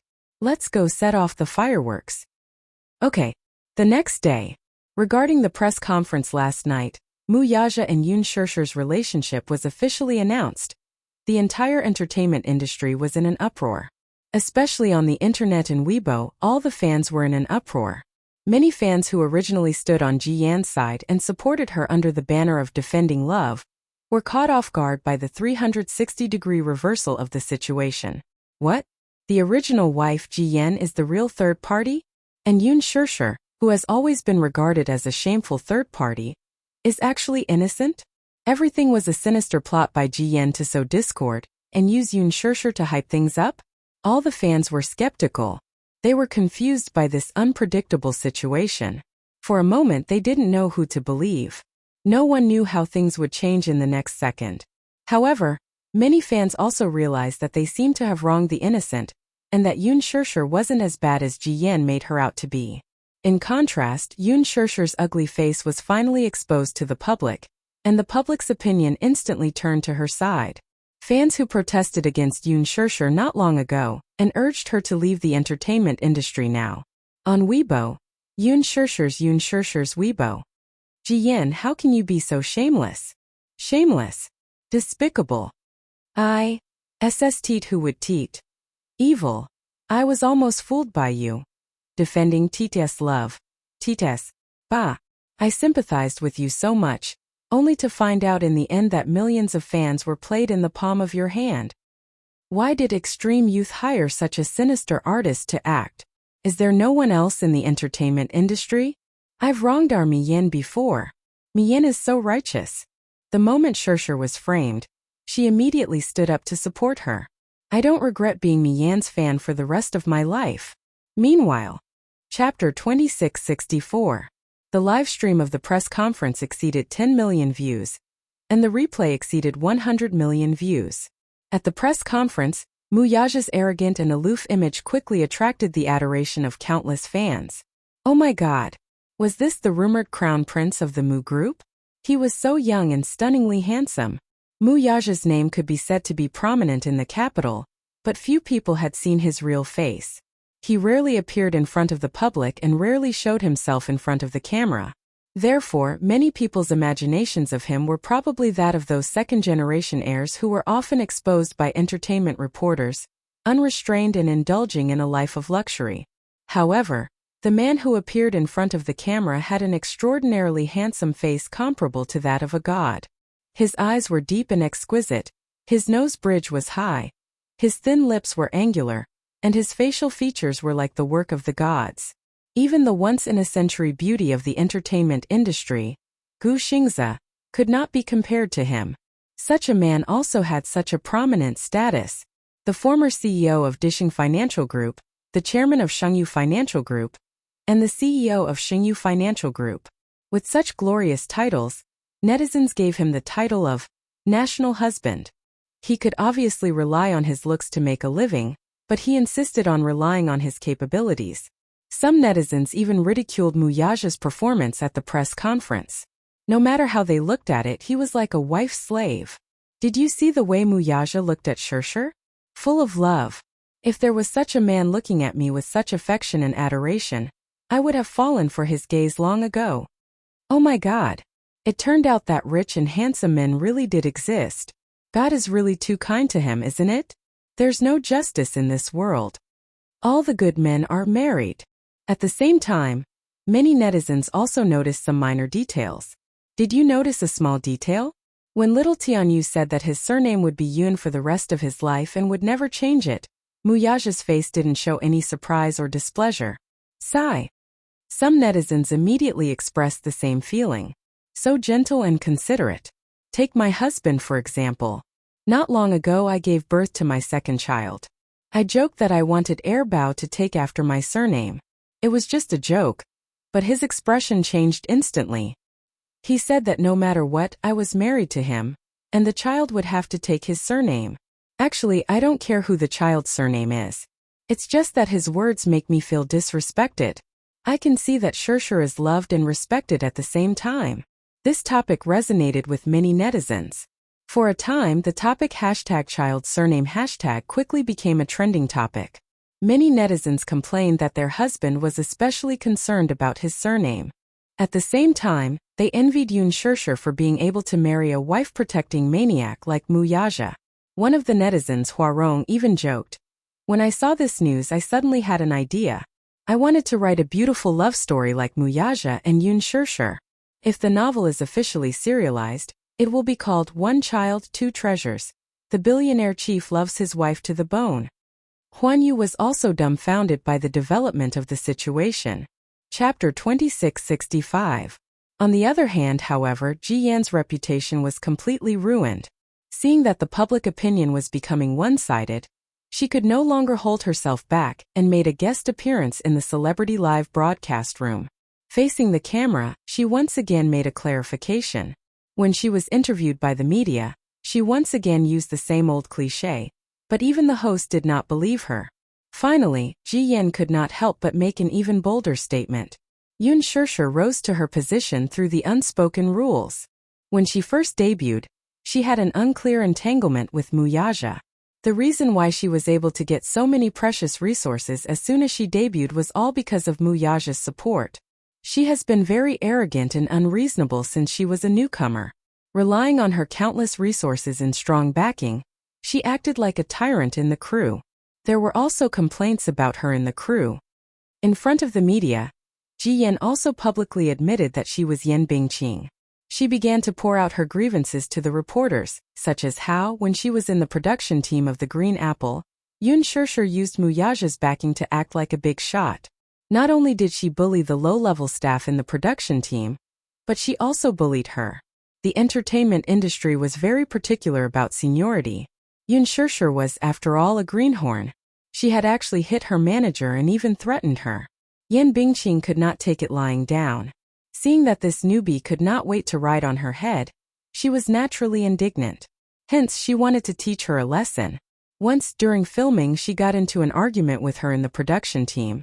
Taking advantage of the filming scene, she could not help but slap Yun Shishir more than a dozen times. She didn't expect that her behavior would anger the mysterious sugar daddy behind her. After that, she was suppressed, banned, and shelved. In desperation, she fled to Hong Kong and changed her name. Later, in order to return to the entertainment industry, she had no choice but to go to South Korea to undergo plastic surgery to change her appearance and return to the entertainment industry. Because she could not accept it. She wanted to make Yun Shishir pay the price. The reporters went out of their way to investigate and interview the original cast and crew of The Green Apple, from the actors to the staff. However, to everyone's surprise, the truth was not as Ji Yan had described. Yun Shishir had a good reputation in the crew. She did not put on any airs as a celebrity. As a newcomer, she was very humble and respected every staff member. Even if it was a cleaner, she would greet them warmly and thank them for their hard work. During the interview, Yangmi said, "Actually, when I first met Yun Shishir, I didn't really like her. He always felt that this newcomer was too serious. When she was acting, she was very persistent and nitpicky. She could have done it in one take, but she insisted on doing it again.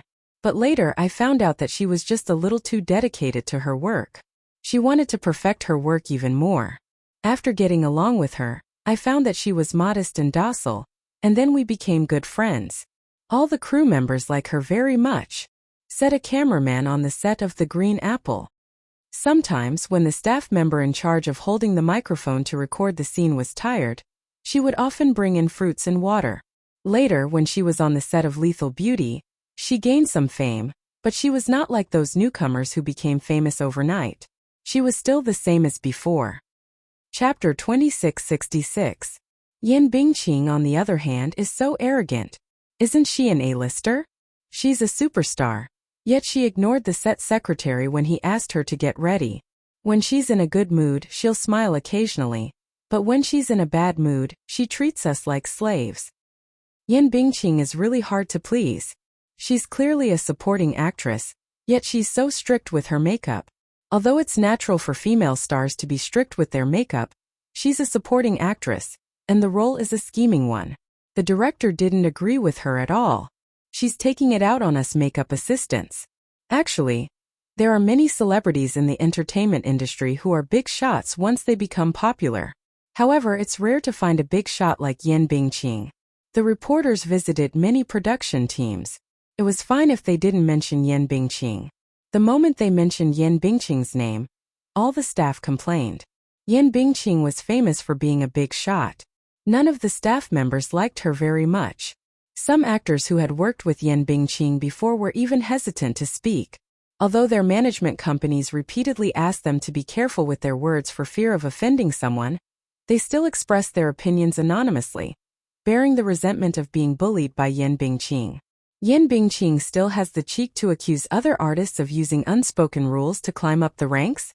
Everyone knows that if it weren't for Imperial Entertainment's CEO, Yang Shouqing, who supported her behind the scenes, would she have become popular so quickly? She's pretty but has no acting skills. Her looks are too coquettish, and in the words of the director, she's not popular with the audience, so it's hard for her to stay young in the entertainment industry. Isn't she just relying on hype to attract attention? She doesn't have the ability, so she oppresses the newcomers who do.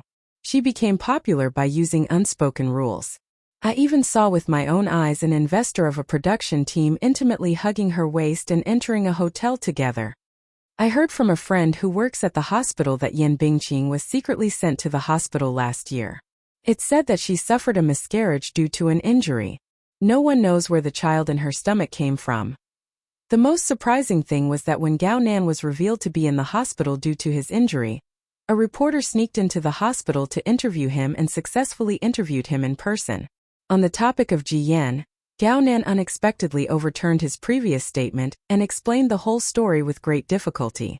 It turned out that at the party that night, the truth was that Yun Shishir was shocked and angry to see him appear as Ji Yan's boyfriend. Before that, she had seen him as Xiao Shue's boyfriend. She had watched her best friend's boyfriend cheat on her and appear in public with another woman in his arms. She was so angry that she couldn't restrain her anger, and her face didn't look good throughout the party. After her assistant got drunk, she sent her assistant to the bathroom. He followed her and said some flirtatious words to her, which angered her. The two had an argument and he did make a move on her. Hua Jin, who came later, saw this scene and was so angry that he fought with him. Later on the way home, he could not hold back his anger and humiliated the woman in front of her. Who knew that, when the woman arrived at the production team, she would embellish his words and spread the rumor that Yun Shishir had seduced him. Chapter 2667. The reason why he appeared at that media conference and cooperated with Ji Yan's lie was that he was indignant. He had taken a fancy to Yun Shishir but failed to get her. Thus, he lost his rationality and blurted out those words in a fit of rage. In front of the camera, Gao Nan sincerely apologized to Yun Shishir, feeling extremely guilty. Because of his selfishness, he had implicated Yun Shishir and caused her to be misunderstood by the public, causing her to suffer grievances and losses for so long. After this interview was exposed, the public finally understood what was going on. They had wronged Yun Shishir. Yun Shishir was not a third party. Yun Shishir was not a sinner who interfered in other people's relationships. She was innocent. She was innocent. It turned out that Ji Yan had unilaterally slandered Yun Shishir, while Gao Nan had merely cooperated with her performance out of his own selfish motives. The truth of the matter could not be clearer. Yun Shishir was innocent. Such an absurd thing had never happened in the entertainment industry. A public figure had actually spread rumors in public. This was not only playing with the kindness of the public, but also flouting the seriousness of the law. Huan Yu had already sent a lawyer's letter to Ji Yan, stating that they would pursue this matter to the end no matter what.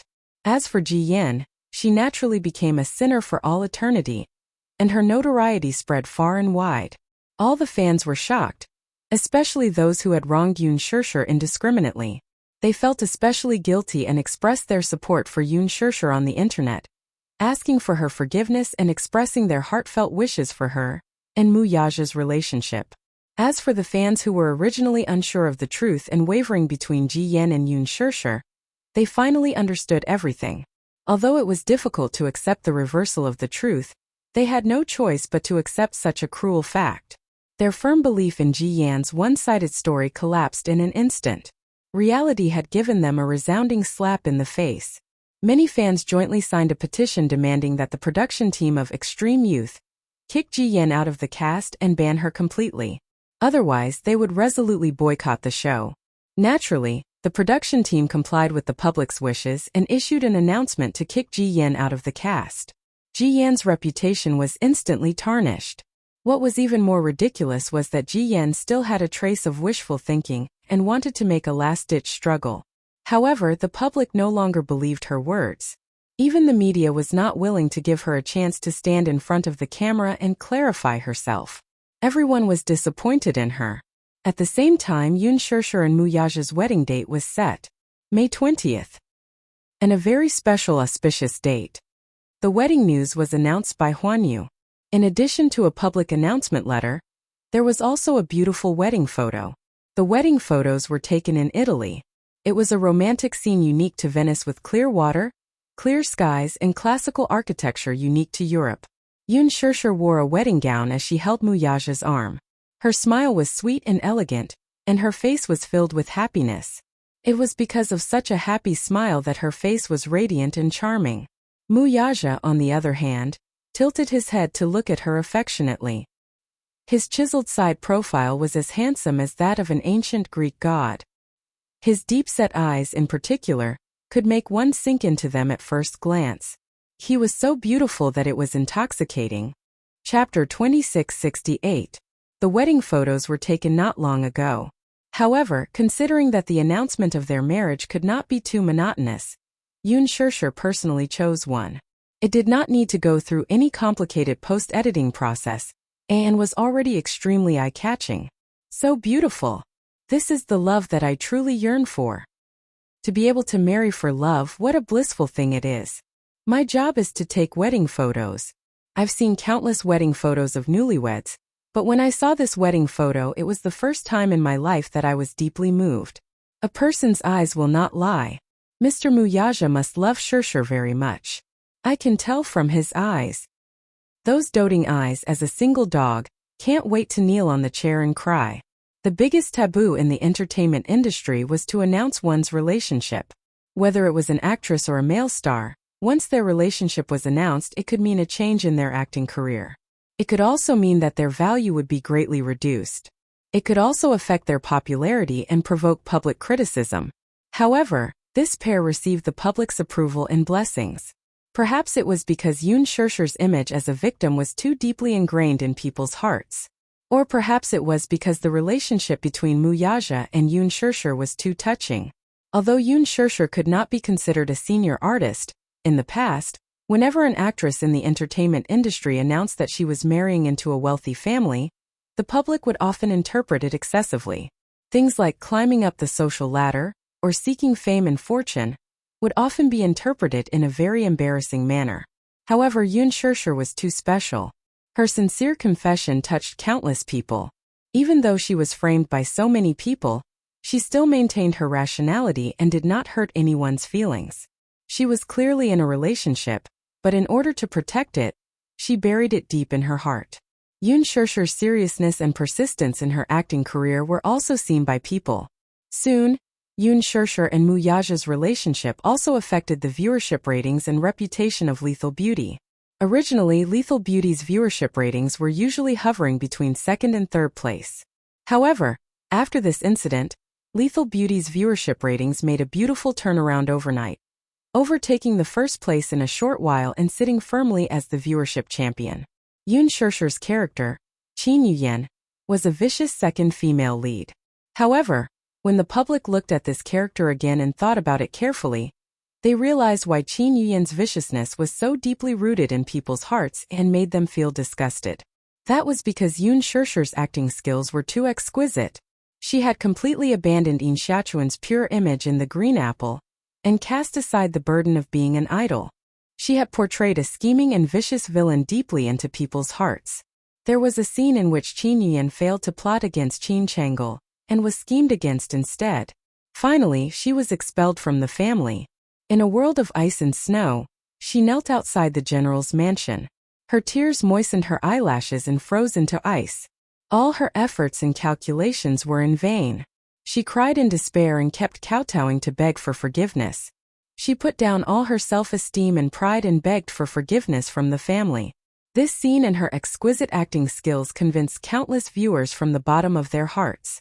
After Chin Yuyen's scene ended, the audience was still unsatisfied. The viewership ratings of the rerun increased steadily. Many netizens expressed that they had specially watched the rerun just to see Chin Yuyen's scene. They were still shocked by Yoon Shurshur's excellent acting skills. The current entertainment industry was a mess. Chapter 2669. There was an endless stream of young actresses and young hunks. It was as if acting skills, good looks, and high popularity meant that they could earn a sky-high salary by simply acting in a few scripts. Compared to that, the so-called acting skills were not that important. Acting skills were not that important among the younger generation of actors. For the sake of the salary, they could just do it half-heartedly. However, although Yoon Shurshur came from a prestigious background, no matter what role she was dealing with, she would put in a lot of effort to figure it out. Her level of professionalism touched many people. The production team of Lethal Beauty posted the script that Yoon Shurshur used when she was in the production team on Weibo. Not only did she use a marker to draw out the main points of the lines, but there were also many comments. Her beautiful self made people click their tongues in admiration. It was great. This was the positive image that a young actor should have. The entertainment industry needed such a capable idol. After Lethal Beauty dealt with Gao Hong, many top entertainment programs started to invite Yoon Shurshur to appear on the programs. However, what made people not know whether to laugh or cry was that at the same time there was another request. Many audience members reacted that they wanted to see Yoon Shurshur's family of 4 recording the program together. It would definitely be very heartwarming.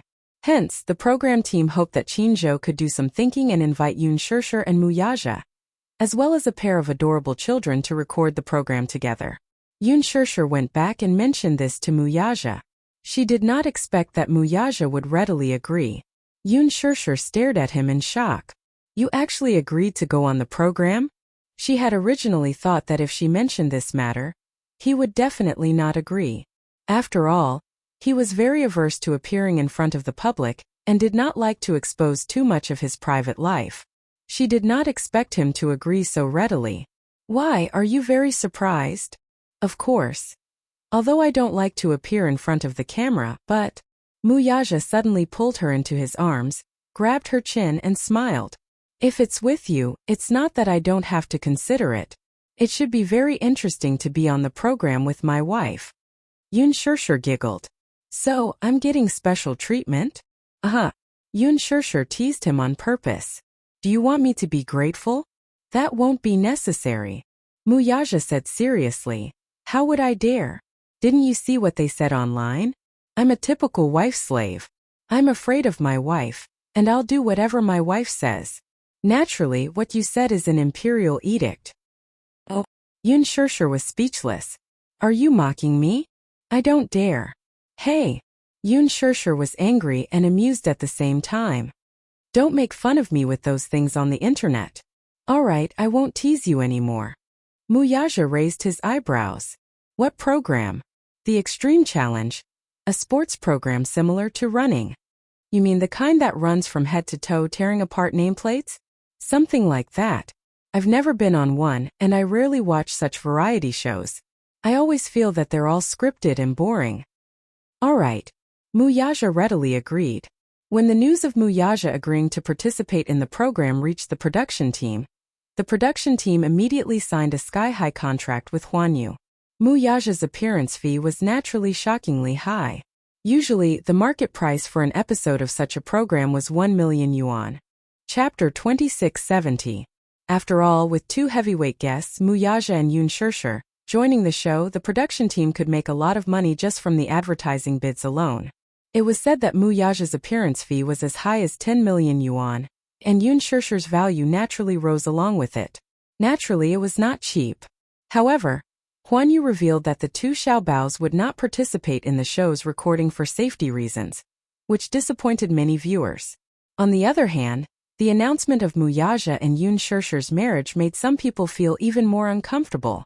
When Muyaja and Yoon Shurshur's wedding photos in Italy were posted on Weibo, Song Inya reread the photos dozens of times.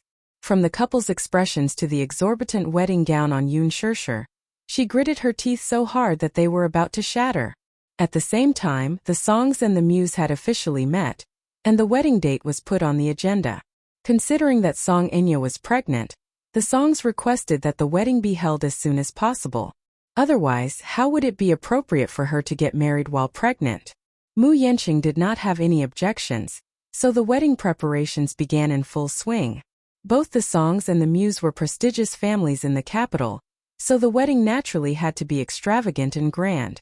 Muyaja and Yoon Shurshur's wedding was set to be in May, so the Muse decided to hold the wedding before them. Planning a wedding was a rather tedious process.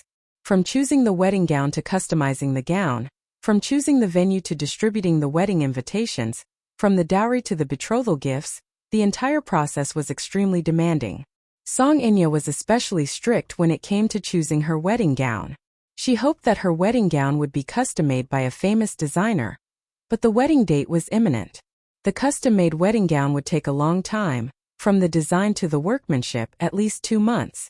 However, the wedding date was in late April or early May. It was already late March now. Even if they rushed, it was impossible to make it in time.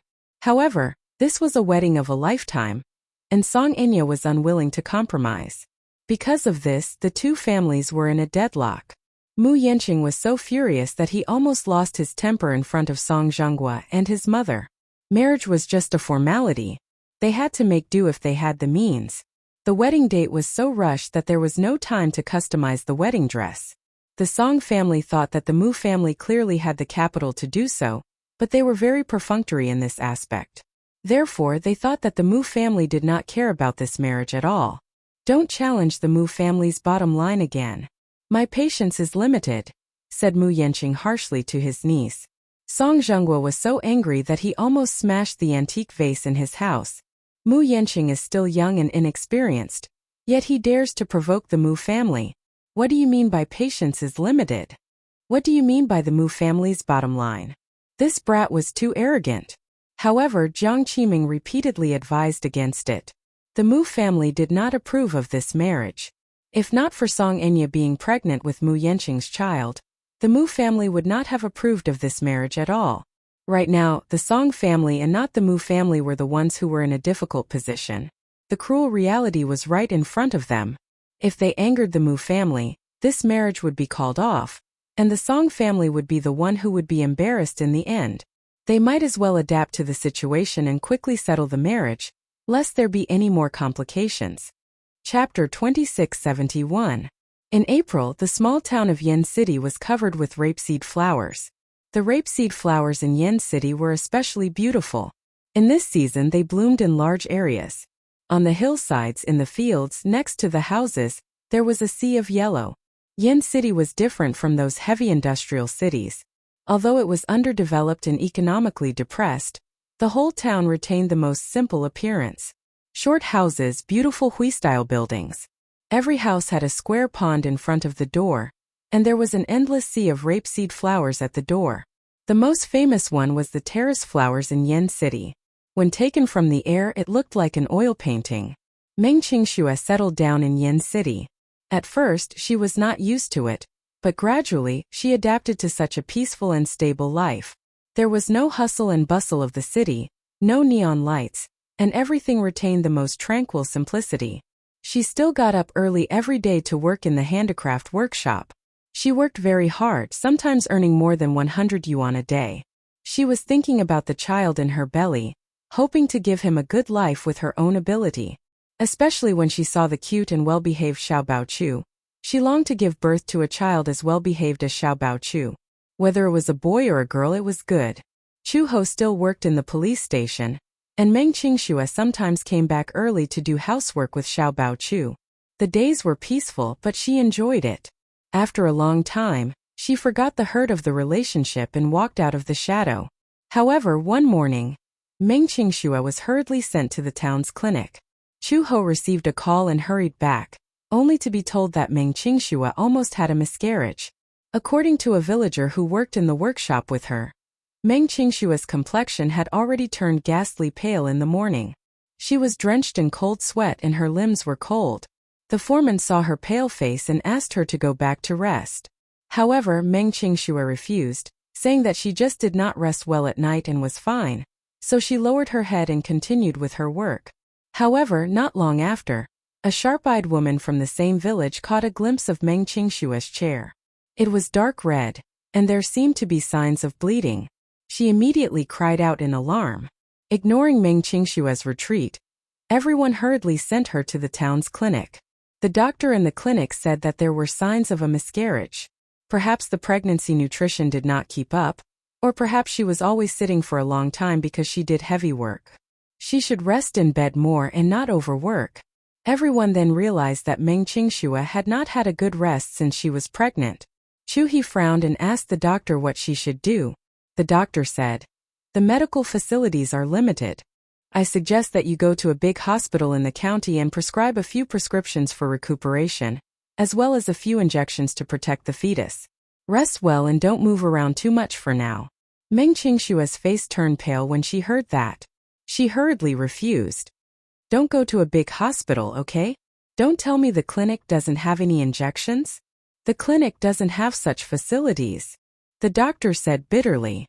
"We usually only treat bruises and colds. We can't do anything about your condition. Miss, your body's condition is not very optimistic. You might have a miscarriage. Chapter 2672. I can't go. I can't go. Chu Ho's frown deepened. He walked up to Meng Qingshu and questioned, Are you crazy? Why don't you go to a big hospital? Don't you want to keep the child in your stomach? Of course. I want to keep him no matter what the cost. It's just that. Meng Qingshu furrowed her brows. It was not that she did not have any concerns about going to a big hospital in the county. Ever since she became pregnant, she had not dared to go to a big hospital, afraid that Mu Yanqing would still be tracking her whereabouts. Now that medical treatment was all online, what if Mu Yanqing found her medical records and chased her here? She shuddered uncontrollably at the thought of his cruel words. If he found her and found out that she had not aborted the child and wanted to give birth to it secretly, what would he do?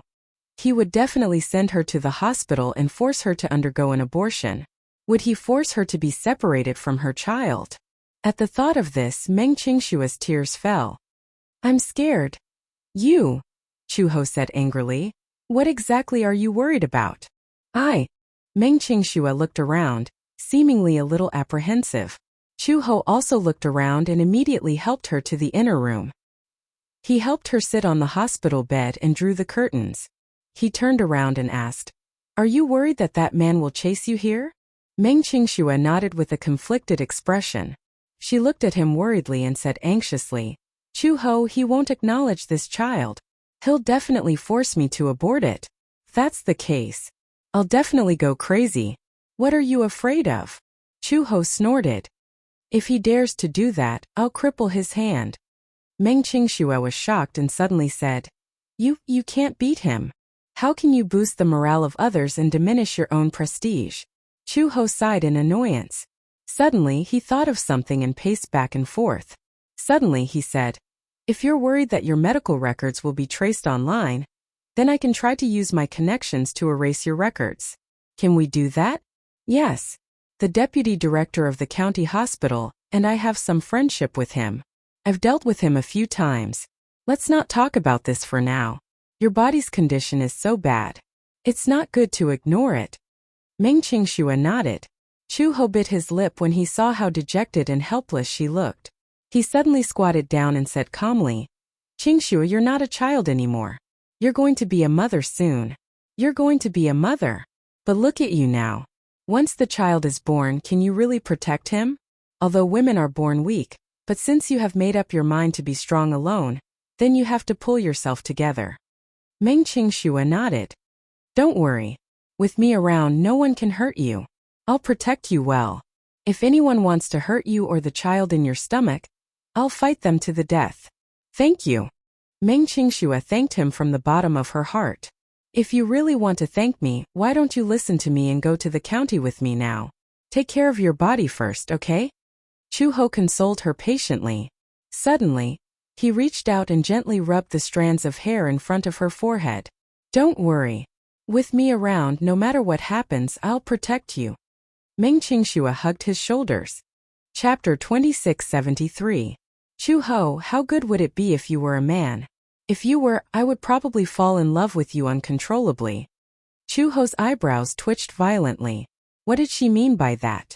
Was she saying that she was manly? That she was a strong boyfriend? That wasn't a good comment for a woman, was it? Chu Ho brought Meng Qingshu home and planned to send her to the county for a prenatal checkup. There weren't many advanced forms of transportation in town, let alone buses and taxis.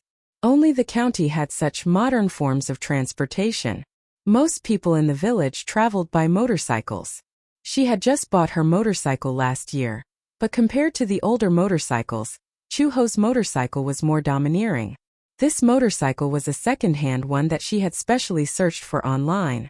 It had been abandoned by a young motorcyclist in a city not far from Yen City. After buying it and repairing it, she had only spent about 2,000 yuan. Chu Ho didn't know that she had an innate talent for machinery. She didn't expect that under her efforts, the old motorcycle would have a brand new look. Many people were extremely envious, especially the young people in the village. A motorcycle like this was the dream of many young people. It was cool and handsome, but it would cost at least 7,000 to 8,000 yuan. Chu Ho had spent more than 1,000 yuan to buy it and another 1,000 yuan to repair it. This wasn't something that ordinary people could do. The weather in April was still a little cold. Chu Ho was worried that she would catch a cold, so he went home and bought her a thick coat. According to the rules, you should have a prenatal checkup every month. As Chu He adjusted her clothes, she said, "But I saw that you've been here for so long, and you didn't mention anything about going to the hospital. I, on the other hand, was careless. I should have asked." Meng Qingxue smiled. I don't know much about these things." "You don't know?" Chu Ho smiled helplessly.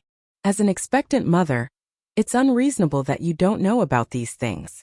No matter what, you should pay more attention to your health, right? I'm starting to regret introducing you to the handicraft workshop.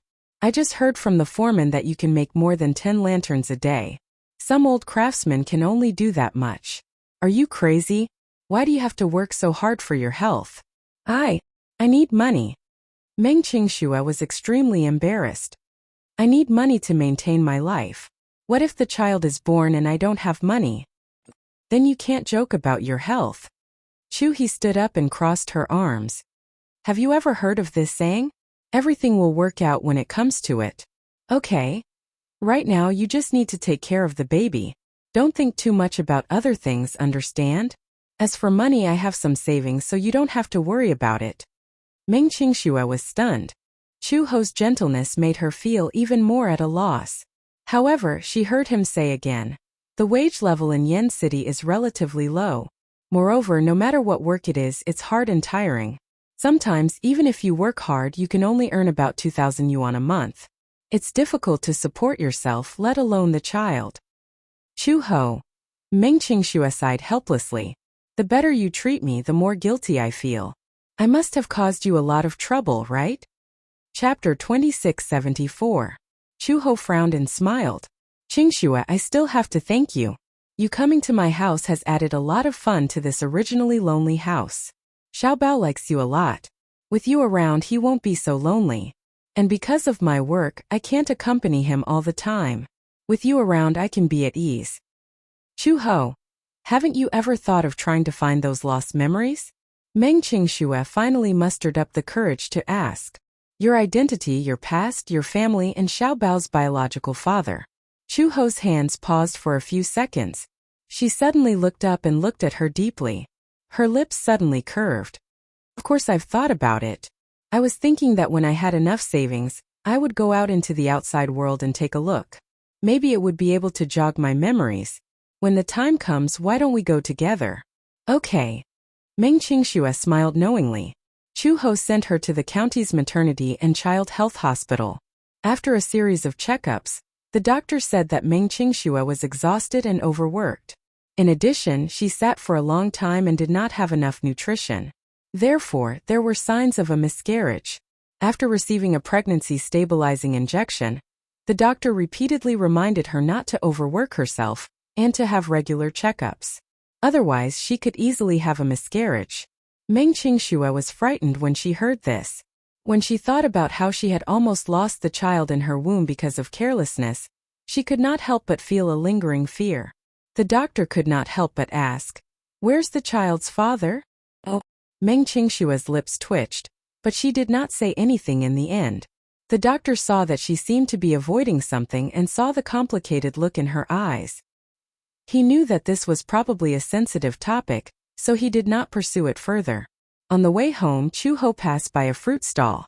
She paused and immediately stopped. Meng Qingxue was surprised when she saw her walk to the fruit stall and pick some fruits. The fruits in the county are cheaper. There are very few fruits for sale in the village, and even if there are, they are expensive. Why don't we pick a few fruits to eat at home? As Chu Ho spoke, he suddenly asked, Well, I remember now. When I was pregnant with Xiaobao, I especially liked to eat sour food. In the end, I couldn't find any sour food even after searching for half the night. So why don't I prepare some sour plums for you, in case you suddenly want to eat something sour but can't find it? I don't really want to eat something sour, Meng Qingxue said. This time it was Chu Ho's turn to be surprised. Isn't it said that pregnant women especially like to eat sour things when they have morning sickness? Like plum blossoms or something like that? Indeed, I've heard people say that, but I really don't have such desires. You're really special. However, just in case, it's better to prepare some. Meng Qingxue asked with a smile. That's great, we're really fated. When the time comes, I can even learn from you. Seeking scriptures? For example, does it hurt to give birth? I've heard that childbirth is especially painful for women. Chu Ho's expression changed and she said sternly, giving birth is indeed very painful, but I'm very painful. I don't know if you are. Did you have a natural birth? Yes. The doctor said that my physical fitness is good and suggested that I have a natural birth. He said that natural birth is good for the body and that I can recover quickly. After all, a cesarean section is an operation, and it's very damaging to the vitality. Chapter 2675. If it's a natural birth, you won't be able to give me anesthesia. Meng Qingxue was a little embarrassed. I really can't take pain. A natural birth will only take a short while. Once the cervix opens, it'll only take 1 or 2 hours. 1 or 2 hours. Meng Qingxue was speechless. I heard that some pregnant women only had 1 night in their entire life. In the end, they had a difficult labor and even suffered a knife wound. Those were those who didn't listen to the doctor's advice and insisted on a natural birth. Everyone's physique is different. Some are suitable for natural birth while others are not. The doctor will always state the risks in advance and give them a preventive shot. Chu Ho picked a few apples, tomatoes, and a bunch of bananas. When Meng Qingxue saw that, she couldn't help but be curious. Chu Ho, I'm actually very curious. Who were you in the past?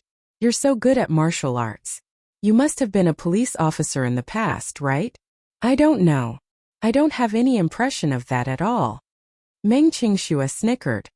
Xiao Bao's biological father must be very handsome. Xiao Bao is so beautiful, but Xiao Bao's eyes don't look like yours. Thinking about it, Xiao Bao's father must be a dragon among men. You're so beautiful and so outstanding. Xiao Bao's father must be very outstanding too. So nosy. Chu Ho frowned. What about you? The child's father must be very handsome too. Meng Qingxue's face stiffened for a moment. Then she nodded.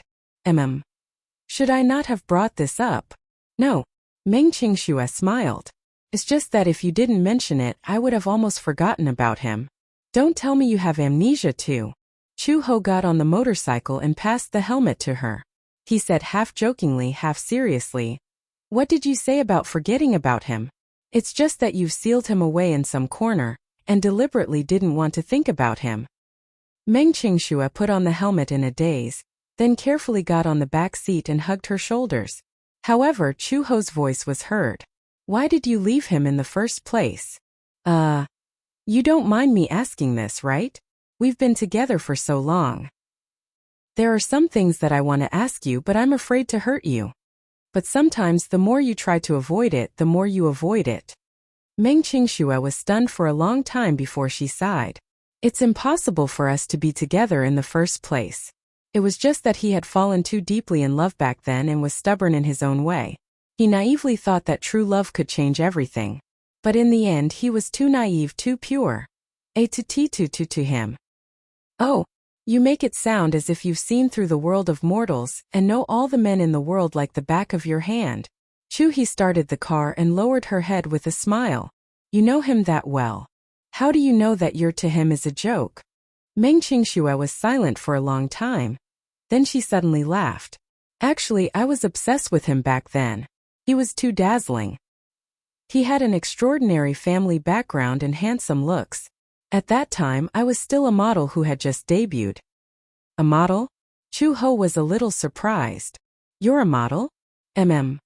Chu Ho was a little surprised, but he felt that it was only natural. Oh, no wonder. You have such a good figure and good looks. Chapter 2676.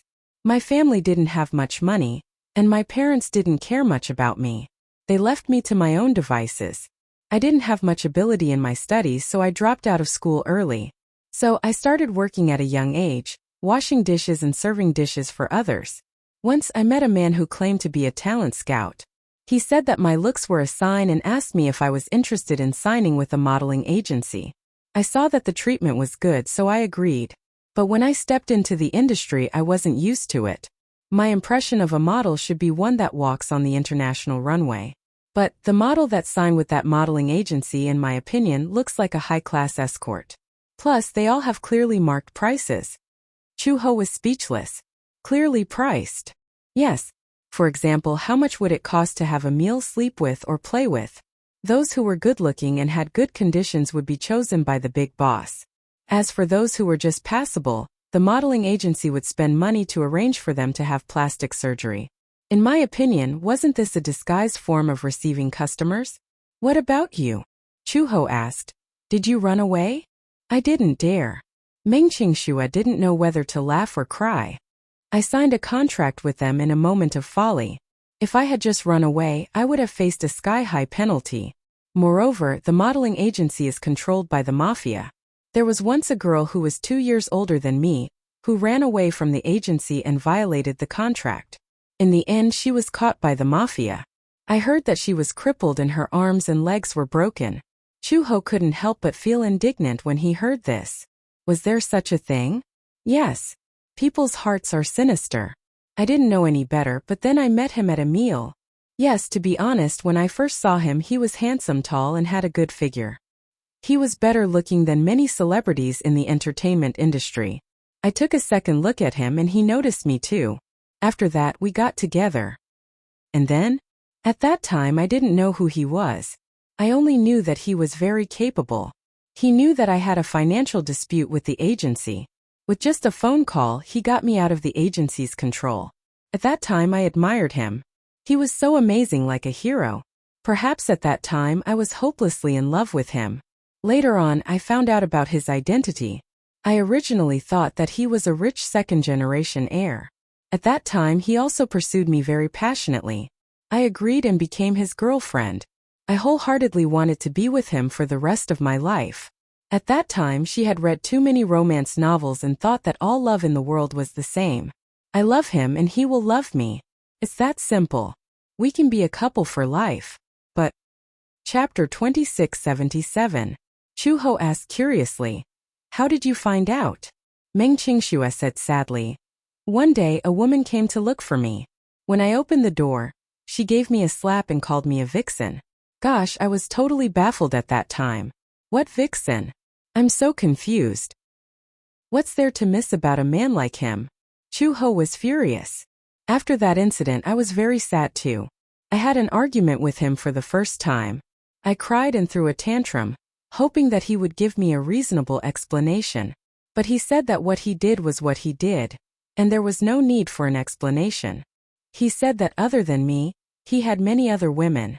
But most of them only lasted for one night, and then we parted ways. Because of his family background, he didn't have a deep affection for women. To him, women were just tools for his biological needs. The reason why I could stay by his side for so long was because I was obedient. Secondly, it was because he had some feelings for you and me. But even if he had feelings for me, if I threw a tantrum, he would be annoyed. Chu-ho actually felt a tinge of despair and heartache from her calm and composed tone.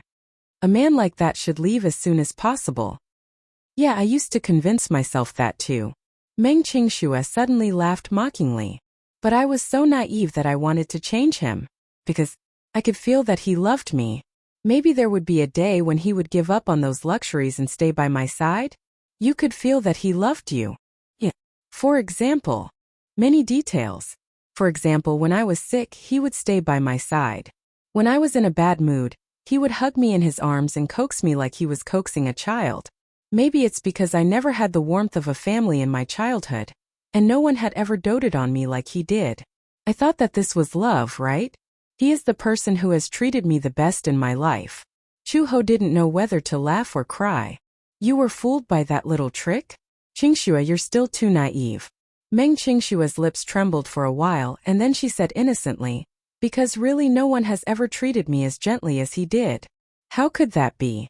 Do your parents not care about you at all?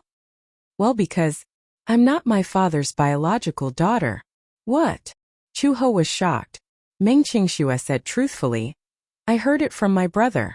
My younger brother said that I wasn't from this family, and that I wasn't his biological child. When I was 3 years old, my father took me to the hospital for a DNA test, and it was confirmed that I wasn't his biological child. It turns out that when my mother married him, she was already pregnant. My father has been neglecting me since I was young. After I had a younger brother, he threw me to my hometown and didn't care about me anymore. As for my mother, she more or less had to consider my father's feelings. After all, for an outsider like me, my father was already being lenient by not throwing me away. My whole family sees me as a disgrace, so Chu-ho was a little helpless. This isn't your fault alone. So when he treated me so well, I fell into a whirlpool and lost all rationality. Meng Qingxue laughed at herself. Isn't it funny? No, I just feel a little sorry for you. Chapter 2678. So you plan to change him? What happened in the end? Later I found out about his identity. His background was extraordinary, and his family was one of the most prestigious families in the capital. My original wish of marrying him and having children with him completely became an extravagant hope. At that time, I thought that it was probably impossible for me to be with him forever. But even so, I still foolishly stayed by his side. Every day, I hypnotized myself and lied to myself, but I was just greedy for the warmth of his embrace. I also thought of leaving him freely, but in such a big city, every corner was filled with memories of him. Leaving him, I always felt that my life was incomplete. There were a few times when I packed my luggage, but in the end I couldn't help but sneak back. Later I found out that I was pregnant. I was both happy and scared. I was happy that this child was his flesh and blood. I always felt that my dream was close to half. I fantasized that he would acknowledge this child, marry me, and start a family. But what's more frightening is that I'm afraid his family will reject me. He knew and wanted you to abort the child. No. Meng Qingxue paused and said sadly. He said that the child could be born, and he would acknowledge this child, but he would never marry me. He said that he would buy me a villa, hire a nanny for me, give me a sky-high living allowance, and take on the responsibility of a father. But it's impossible for us to get married. He could give me everything, but he couldn't give me a status. You're the best, Chu-ho commented coldly. Meng Qingxue said unwillingly. But I want a status. No matter if I'm poor or rich, I want to be his wife. I don't want those villas, I don't want alimony, I just want to be with him. You're so silly. I also think that I'm too silly. If that's the case, why did you leave him? Because Meng Qingxue was silent for a long time before she slowly said, that's because I wanted to lay my cards on the table with him that night. If he didn't want me, I would have hardened my heart and forced myself to leave him in this city. But I made many calls, and in the end a woman answered. She said that he was already asleep and tired. At that time my heart was completely cold and hurt. I was in despair. She was clearly provoking me. I'm also tired, so I want to make a clean break with him. Before I left, I sent him a text message, telling him that I would abort the child and asking him not to look for me. I don't think he'll look for me, right? When I left, I only took some money and some personal belongings.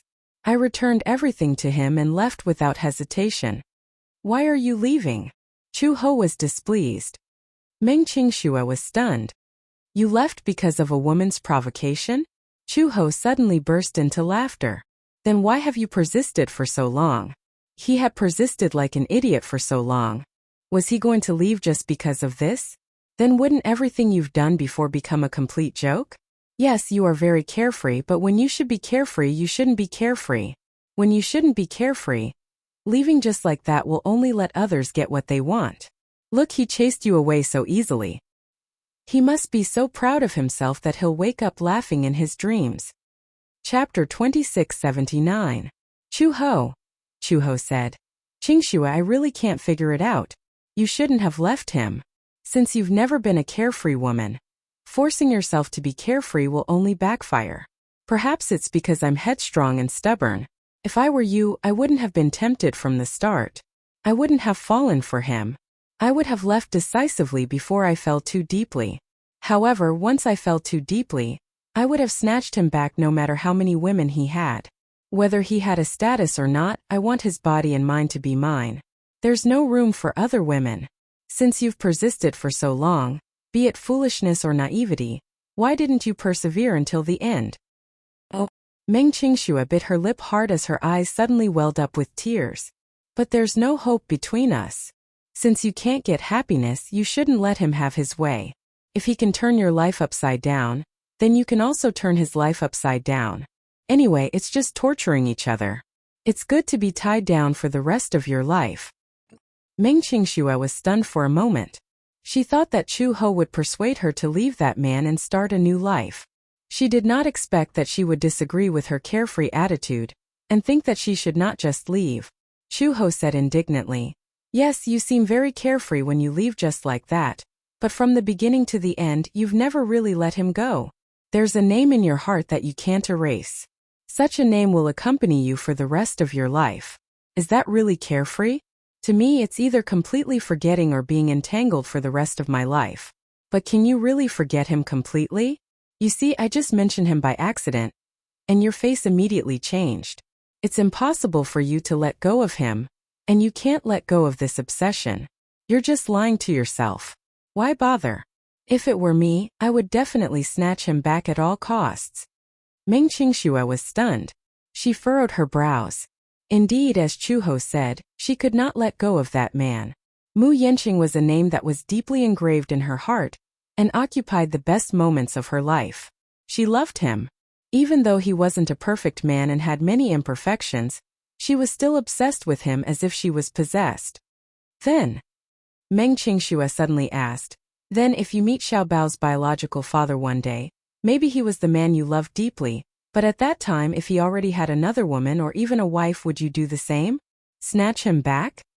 This is different in nature." "How is this different?" Chu Ho said. "Even if that day comes, it will depend on whether I like him or not. If I didn't have any feelings for him, why would I snatch him back? If I love him, but he forgets me and has a family of his own, then I cannot destroy it. But you're different. He doesn't belong to anyone, so you don't have to worry about ethics." Meng Qingxue nodded. "I understand. I hope you really understand. A person's life is very short. If you don't have the courage to fight for what you like and want, then wouldn't you have lived in vain? Chu Ho, you're really carefree." Chapter 2680. After that, Meng Qingxue stopped working in the workshop. Under Chu Ho's persuasion, the two of them reached a consensus. Chu Ho was responsible for making money, and Meng Qingxue was responsible for taking care of the baby. During this period, all expenses would be borne by Chu Ho. When the baby was over the breastfeeding period, Meng Qingxue would then consider her future plans. Although the workshop was not as tiring as working in a factory, in fact, the doctor also said that it was not good for a pregnant woman to sit for too long. In addition, she did not take enough vitamins and nutrition. If this continued, she would be anemic. Chu Ho patted his chest and promised her that he would take good care of her and the baby in her belly. She had a good physique, so she would not be too tired if she took on another part-time job. Because her work in the police station was not part of the establishment, her working hours were very regular. She did not need to rush to duty in case of an emergency like the other police officers. Therefore, she took on another part-time job, which was to drain water and electricity at the construction site in town. Although Yin City was a relatively backward town, it was not a remote village. The government was also vigorously developing Yin City's economy, so many construction sites needed manpower. Draining water and electricity was a technical job, and Chu Ho seemed to know the trick. He learned it quickly and could earn a few thousand yuan a month to supplement the family. Meng Qingxue half-jokingly said that Chu Ho was like a man who was responsible for making money to support the family, while she was like a full-time housewife. Chu Ho just smiled knowingly. When Meng Qingxue was taking care of the baby at home, she planted extra flowers and cleaned the house. When she was energetic, she would accompany Xiao Bao to fly kites in the fields. She was very comfortable. She worked in the workshop for a long time, so she made friends with many peasant women in the village. These simple peasant women pitied her and would occasionally bring some vegetables and fruits to visit. Meng Qingxue was nimble with her hands, and in addition, she was very vain. Therefore, she gave these peasant women some beautiful hairstyles. The peasant women in the village had never seen such a novel hairstyle and were very vain. Therefore, they came even more diligently. When they were free, they would bring the rice and vegetables they planted to visit. Every month, Chu-ho would bring her to the county's hospital for a prenatal checkup. Although Chu-ho acted like a man, he was actually very meticulous and took good care of her.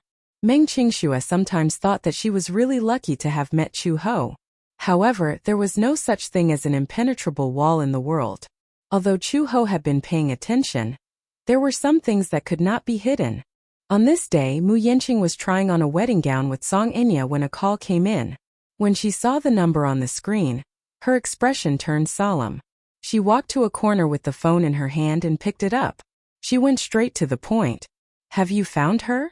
Previously, when she found out that Mu Yanqing was still secretly looking for Meng Qingshue's whereabouts, she became more vigilant and secretly sent people to search for Meng Qingshue's whereabouts. She wanted to find Meng Qingshue's whereabouts before Mu Yanqing did, and kill the child in the latter's womb before the latter did. She mobilized all the manpower that she could. In the past, the Mu group was all-powerful and had a wide network of connections. However, these resources were all under Mu Yaja's control. Chapter 2681. If it were Mu Yaja looking for someone, he would be able to find a detailed trace within half a month at most. This was due to Mu Yanqing's carelessness. Song Enya was one step ahead of him and found out about Meng Qingshue's whereabouts.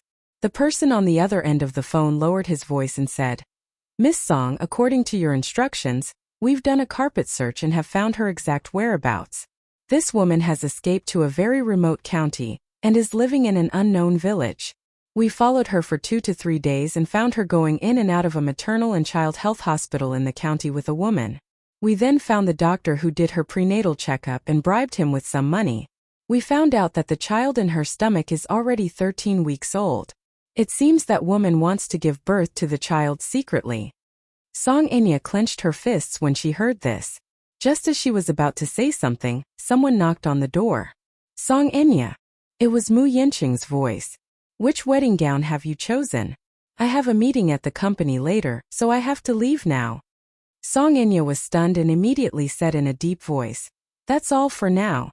I'll contact you later. With that, she hurriedly hung up the phone and put it into her handbag. When she opened the door, she saw Mu Yanqing's impatient face. She was instantly displeased. What's wrong? You're losing your patience already? I haven't finished trying them on yet. How can I make a decision? Wedding gowns come in the same style. In my opinion, there's no difference. Song Enya walked out of the fitting room and sized him up with furrowed brows.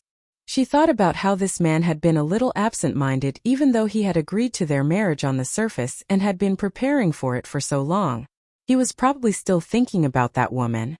Otherwise, why would he still not give up and continue to search for that woman's whereabouts? That woman was pregnant with his child. She was also pregnant with his child, but Song Enya could clearly feel that his focus was very biased. After all, the child in her stomach came about through other means, while the child in Meng Qingshue's stomach was planted by that man himself. In terms of feelings, he still cared more about that child. This was something she absolutely could not tolerate. Just think about it. They were not married yet, and he was already so cold to her. What about after they got married? What if that woman successfully gave birth to a boy? At that time, that woman suddenly came to her senses and brought the child back to him for an explanation? This man would inevitably be blinded for a moment. Then, her position in the Mu family could be said to be in jeopardy. She had put in a lot of effort and finally climbed to this step. She definitely couldn't let that woman have her way. That child must not be allowed to live.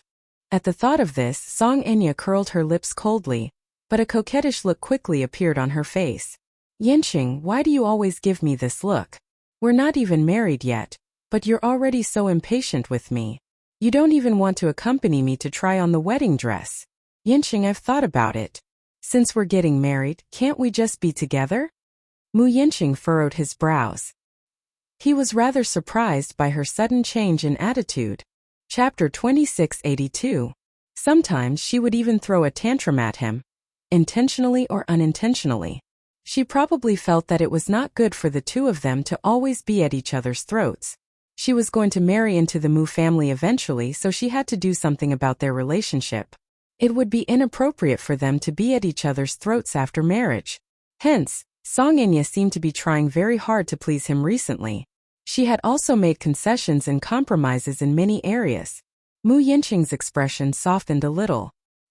He did not rush her again but turned around and returned to the sofa.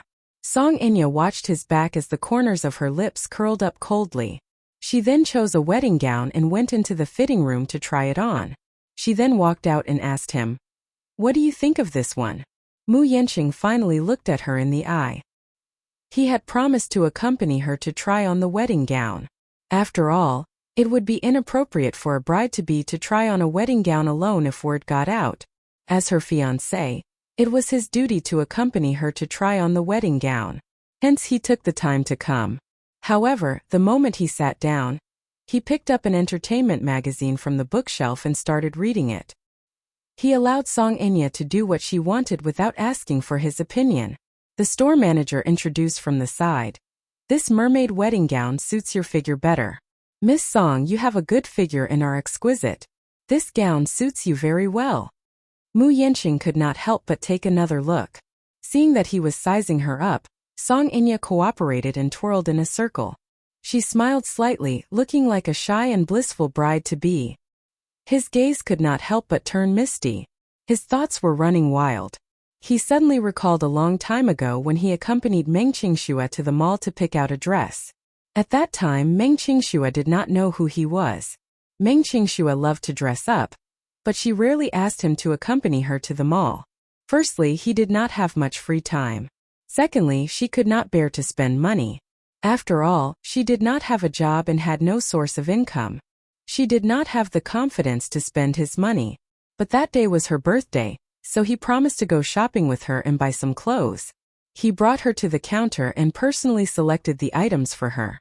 Meng Qingxue cautiously glanced at the price tag.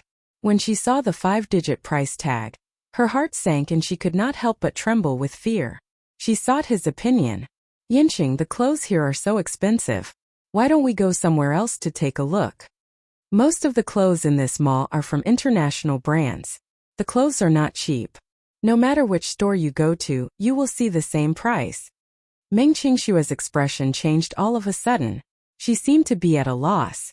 When he saw that, he couldn't help but laugh. Her timid expression actually satisfied his male chauvinism. Thus he said heroically, "Today is your birthday and you're the main character. Moreover, it's not like I don't have the financial ability to do so. If you like it, you can try it on. If it looks good, you can take it." "So generous?" Meng Qingxue laughed. "Then I'll pick whatever I want." "Okay." Mu Yinqing sat at the side and watched as the little lass excitedly picked out a few sets of clothes and entered the fitting room. When she slowly walked to him in a long rose-red dress, she nervously pinched the hem of her dress and asked tentatively, "How does this look?" Chapter 2683. She had a great figure.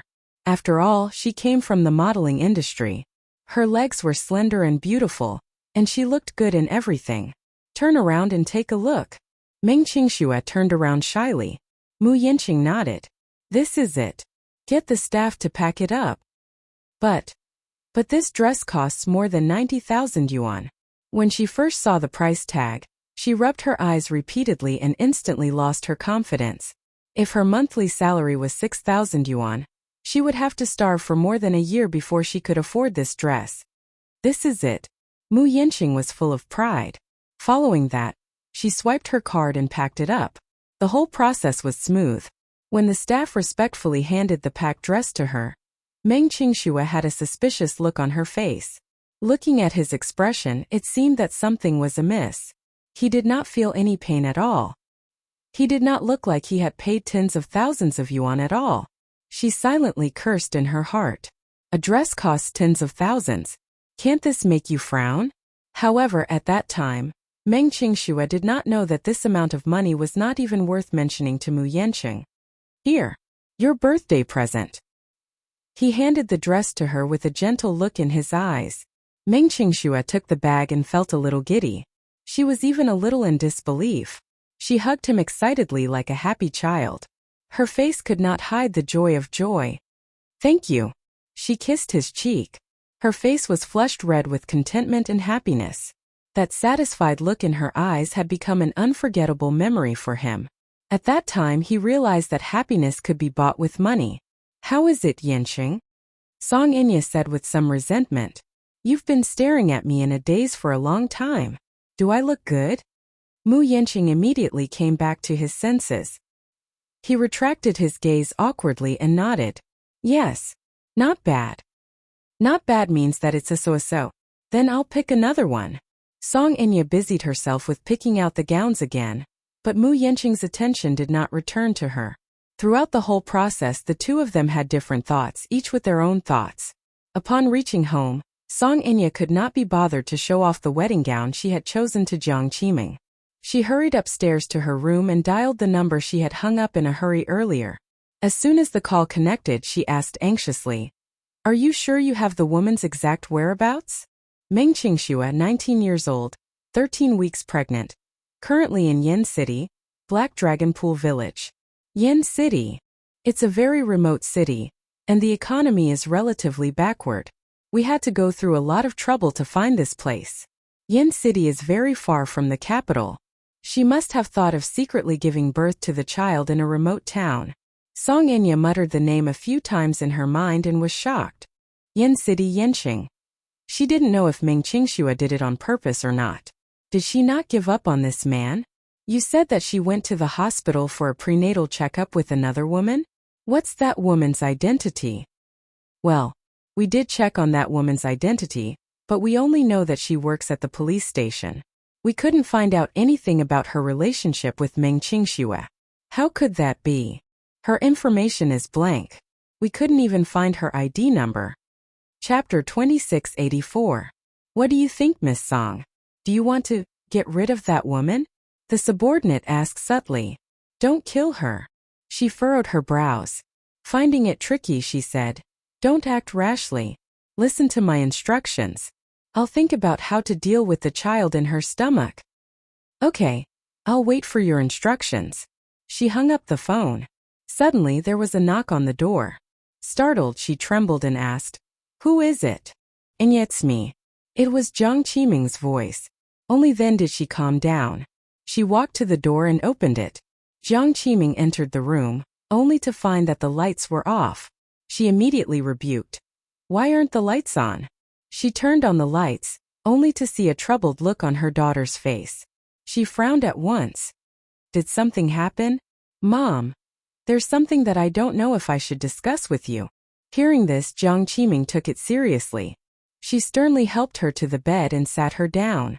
She asked seriously, I was wondering why you look like you have something on your mind. Tell me about it so that I can give you some advice. Mom, I found out that Mu Yanqing has a woman. It seems that the two of them are still entangled. When Jiang Qiming heard this, she said disapprovingly, Mu Yanqing is young and impetuous. He's a playboy and has many women around him. I've heard before that he's very playful and has had many women. Isn't that normal? Mom, this woman is different. Oh. Jiang Qiming's expression turned serious. How is she different? I have a feeling that Mu Yanqing treats this woman differently. This woman is called Meng Qingxue. Of course, she's not in the capital now. The last time I bumped into her, I used reverse psychology to chase her away. I only found out later that she's pregnant with Mu Yanqing's child. Now this woman has run to an unknown city and seems to want to give birth to the child secretly. Mu Yanqing, on the other hand, is still relentlessly tracking down her whereabouts. I don't know if it will affect my position if he finds this woman. There's such a thing. Jiang Qiming asked. How long has she been pregnant with the child? 13 weeks. So big already. It's been almost 4 months.